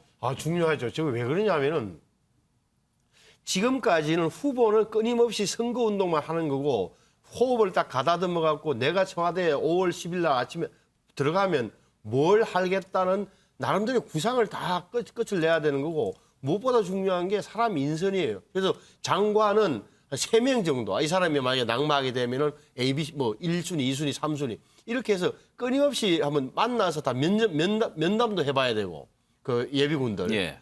상당히 중요한 거예요. 그래서 인수위를 잘했던 팀은 그나마 좀 정부가 최초 100일, 석 달 정도는 안정적으로 가는 거고, 문재인 정부 말씀하셨지만 고생 많이 하신 거 아니에요. 그리고 아까 김영주 의원이 현실 정치를 해보겠으니까 중요한 이야기 했는데, 여기서 좀 걸릴 걸 걸러줘야 돼요. 대통령 후보는 말을 못하지만, 당에서는 말을 못하지만, 인수위 차원에서는 다른 차원에서 이건 비현실적인 공약이 많았다라고 여기서 한풀 죽여줘야 부담이 적어지는 거예요, 대통령이. 예. 그래서 저는 그게 중요하다. 그래서 정말 인수위를 어떻게 할 것인지, 이 대목에서 윤석열 후보의 당선인의 기질, 성격, 앞으로 국정 운영 방향이 나올 거다. 예. 저는 이제 한마디만 딱 더 감히 제가 충고 아닌 충고를 드리면은, 인수위 동안에는 그냥 2달 동안 2달 동안 되겠죠. 5월 9일까지는 대외 활동하지 않고 윤석열 당선인은 정말 참모들하고 그 아주 사회 각 분야의 전문가들하고 굉장히 연구를 많이 해. 공부라는 표현보다 연구를 많이 해. 고민을 많이 해라. 적어도 5월 10일 날 앉으면은 한 몇 달까지는 무슨 일을 하고 어떻게 우선순위와 경중을 가리는 이것을 좀 해주면 훨씬 더 순조로운 출발이 될 거라고 저는 생각합니다. 예, 그렇죠. 김영주 의원, 정치를 좀 아는 분들은 그런 얘기들을 하죠. 사실은 최고의 권력기관은 인수위다. 네. 그 인수위 기간 동안에 5년 동안의 전체적인 어떤 흐름들을 하고, 지금 이번 그 대선 기간 동안은 희한하게 정부 조직 구성에 대한 부분들이 좀 많이 논의가 없었습니다. 예. 그래서 오히려 굉장히 주변부라고 할 수 있는 뭐 제2부속실이거나 여성가족부, 여성가족부가 뭐 중요도가 적다기보다는 전체 큰 틀에서 디지털 대전환 속에서의 각 부처를 어떻게 할 것이냐, 정말 뭐 노동부, 환경부를 사회부로 바꿀 것이냐, 이런 것들이 없었기 때문에 큰 틀에서 이 인수위가 굉장히 중요하고요. 또 하나는 문재인 정부에서 인사 문제도 인수위가 없었기 때문에 각 수석실에서 바로 뽑아서 문제가 생기는 거거든요. 이제 그런 면에서 정말 24명의 인수위원들이 어떻게 새로운 정부의 구성을 갈 거냐. 그것도 또한 더 나아가서 여소야대 상황에서 야당을, 즉 민주당을 어떻게 설득해서 정부 조직의 구성 또 총리 혹은 장관 인준을 가져갈 것이냐 하는 치밀한 전략까지 나와야 된다는 것이죠. 최경철 의원은 어떤 인수위가 돼야 성공한다고 보십니까? 뭐 똑똑한 인수위 그리고 바른 인수위가 돼야 되겠죠. 이게 인수위가 잘못 가버리면 이번 인수위 같은 경우는 바로 지방선거가 있습니다. 그러니까 인수위가 헛발질해서 예전에 뭐 이명박 대통령 인수위 시절에 뭐 어느 교수님이 하셔서 오렌지 발음이 틀렸다. 오렌지로 해야 된다. 아린지. 아린지. 뭐 이런 걸 해서 국민들이 뭐 이런 인수위가 다 있어. 이래서 굉장히 많은 비난이 있었고 그로 인해서 이명박 정부 출범 초기부터 쓸데없는 비용을 지불해야 했거든요. 그렇기 때문에 이번 인수위는 좀 낮은 자세로 세상을 모두 뒤집어 버릴 것 같은 기세보다는 뭐 작은 것이라도 꼼꼼한 것이라도 윤석열 당선인이 오늘 얘기했다시피 국익에 충실하겠다 한 것처럼 국익에 정말 충실하는 인수위가 돼서 지방선거를 지방 권력을 잘 쟁취를 해야지 이게 그 순항을 할 수가 있습니다. 그렇기 때문에 인수위가 굉장히 중요하다. 낮은 자세로 한다면 뭐 성공할 것이고 너무 많은 것을 하려고 덤빈다면 실패할 것이다. 타산지석으로 삼아야 될 부분들이 많을 것 같습니다. 똑똑한 인수위가 돼야 된다. 큰 그림을 잘 그려야 한다. 정말 중요하다. 이렇게 얘기하셨는데 그중에서도 가장 중요한 것은 역시 인사 아니겠습니까? 어떤 사람들을 어떻게 쓰느냐. 그리고 윤석열 정부의 앞으로 5년간 어떤 사람들을 가지고 이렇게 일을 해나가려고 하는 것인가를 들여다볼 수 있는 첫 번째 단추가 또 바로 인수위이기도 합니다. 그래서 오늘 발표된 내용 장제원 비서실장 그리고 안철수 인수위원장 이런 얘기들이 더욱 관심을 끄는 거죠. 장제원 비서실장과 관련해서 정말 주목할 만한 발언을 한번 들어보시죠. 취임하시기 전까지 또 대통령님하고 당선인님하고 또 긴밀히 그 연락해야 될 일이 있을 수 있으니까 청와대는 정무수석을 참고를 해서 누구 정해주시면은 긴밀하게 뭐 하드라인처럼 그 방법이 될 수 있습니다. 그러면 우리 장제원 당선인 비서실장하고 우리 이수정님하고가 이렇게 소통하시면 안 되겠습니까? 법사위를 같이 했습니다. 그렇죠. 네. 맞아요. 두 분이 제가 중간에서 아주 혼났지 않습니까? 예. 자, 법사위 인연도 있지요. 장제원 의원 당선인 비서실장 이렇게 윤석열 당선인이 확인을 해줬습니다. 뭐 지금 오늘 첫날이니까 이런저런 얘기들이 많이 나오지는 않습니다만 장제원 비서실장을 놓고는 논란이 나올 법도 합니다. 왜냐하면 그 전에 이런저런 얘기들이 많이 있었기 때문에요. 윤핵관 논란도 있었고 또 아들 문제도 있었고 그랬다가 모든 당직을 내려놓고 이제 안 보였는데 단일화에 불쑥 등장했습니다. 그래서 정말 중요한 일을 했지요.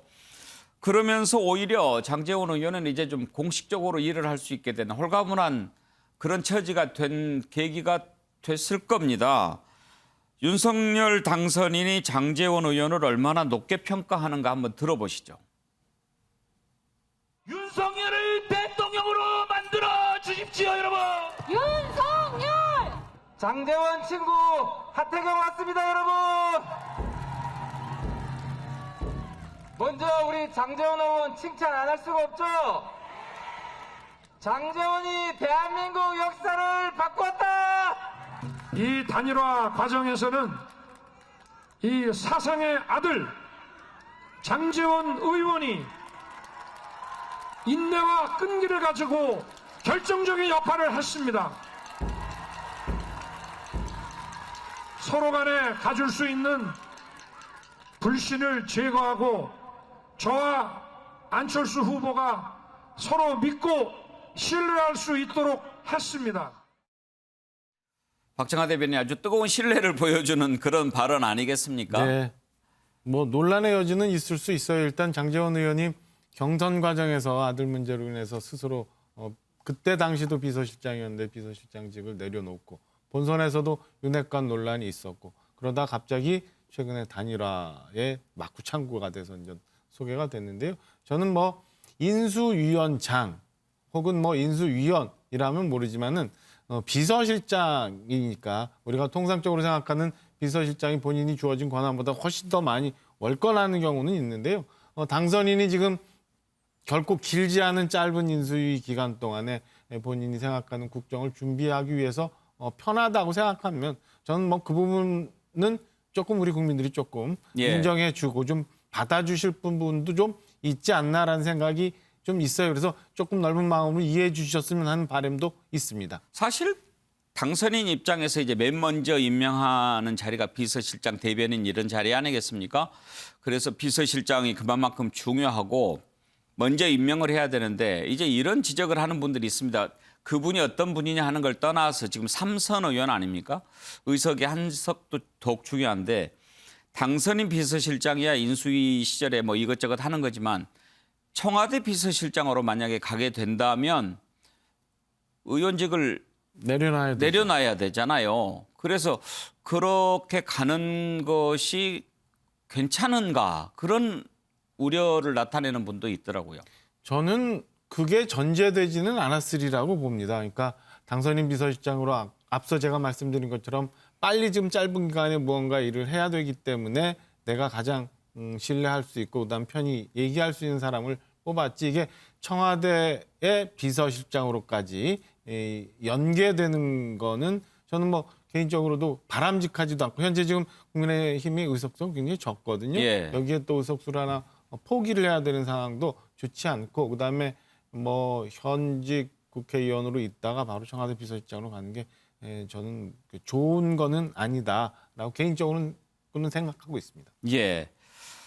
그리고 이제 인사들을 앞으로 이제 계속 하게 될 텐데 과연 이른바 윤핵관이라고 불렸던 그런 사람들에 대해서 어떻게 할 것인지 그리고 만약에 꼭 써야 된다면 또 어떤 설명을 할 것인지 궁금해하는 분들이 많습니다. 예를 들면 권성동 사무총장 오늘 사의를 표명하기는 했는데 만약에 원내대표를 노리고 진출하려고 한다면 그 부분에 대해서 윤석열 당선인이 이렇게 힘을 밀어주는 모습을 보여줄 것인지 아니면 같이 일하자고 할 것인지 이런 부분도 궁금합니다.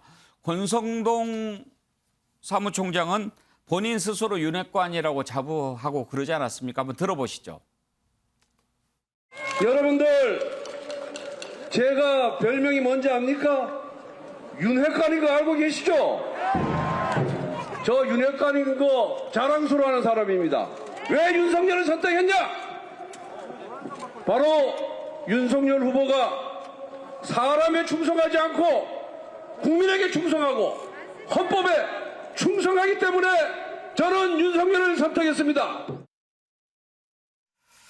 예, 신상범 의원, 제가 아까 잠깐 착각했는데 권성동 의원이 사무총장이 아니고 권영세 본부장이 권영세 의원이죠. 사무총장 맡고 있는데 이제 소임을 다했다라고 하는 네네네. 거고 권영세 본부장도 중책을 맡겠죠. 아무래도 들리는 이야기로는 인수위 부위원장으로 이미 내정된 거다. 합리적이고 무엇보다 서울 내에서 강북에서 유일한 생존자니까 예. 합리적 성품이고. 근데 윤핵관 문제는 말이죠. 저는 뭐 개인적으로 다 아는 분들입니다만 조심스럽게 말씀을 드리면은 저게 당내 갈등을 유발하는 요소가 있을 수 있는 거예요. 사람이라는 게 아니 대통령 당선인이 어느 사람 말만 듣는다. 장제원 의원이 얘기하는 게 아니에요. 장제원 의원은 마음 편하게 쓸 수 있기 때문에 인수위와 가운데 사이 심부름하라고 딱 시킨 거고 그 의미 있는데 다른 분들을 중요하게 이렇게 당내에서 갈등 요인이 생기는 거예요. 희한한 뭐 인간사가 다 마찬가지인데 그래서 좀 조심스러워야 되는 말씀을 드리고 또 하나는 이게 대통령이 되는 순간 당과의 관계를 정말 잘 가져가야 돼요. 박근혜 전 대통령께서 대통령 하시면서 김무성 대표하고 갈등을 빚다가 여권 전체가 공멸했던 경험을 갖고 있는 거예요. 그리고 조심해야 되는 뭘 조심해야 되느냐. 어느 한쪽에 힘을 실어줘서는 절대 안 돼요. 그리고 대통령이 현역의 여당 의원들을 관리하는 방법은 누구를 통해서 대표나 사무총장을 통해서 내 사람을 심어서 공천권으로 협박을 하거나 무기로 해서는 될 일이 아니고 대통령이 정책을 잘 펴서 국민적 인기가 높아질 때 대통령에게 반대되는 언행을 하거나 은내 활동을 하면 당내 경선에조차 살아남을 수 없다는 그런 도덕적 우위, 정치적 우위로 가서 대통령에게 줄을 서는 것이지 뭐 예전처럼 공천권 이래가지고 될 사안이 아니에요 지금. 그래서 그 지점을 좀 꼭 지적하고 싶어요. 자, 끝으로 김영준 윤석열 정부가 성공하기 위해서 인사 중요하지 않습니까? 네. 어떤 말씀을 해주고 싶으십니까? 역으로 이제 저는 정말 진정한 의미에서 윤핵관이 필요한 시기에 왔다. 과거에 박정희 대통령, 김대중 대통령도 저 청와대 대통령궁에 들어가면 블록에 쌓여버립니다. 그 쌓이는 것을 뚫고 정말 충원할 수 있는 사람들을 실제로 기용할 수 있는 그런 용기를 가졌으면 좋겠다. 윤핵관이라는 것이 나쁜 뜻은 아니다. 그런 뜻입니다. 네, 정말 인사가 만사 아닙니까? 첫 인사가 가장 중요하다는 걸 아마 박근혜 정부 때도 우리가 좀 봤고요. 정말 이번에 인사 잘 하는 그런 성공한 정부의 첫 출발이 되기를 바랍니다.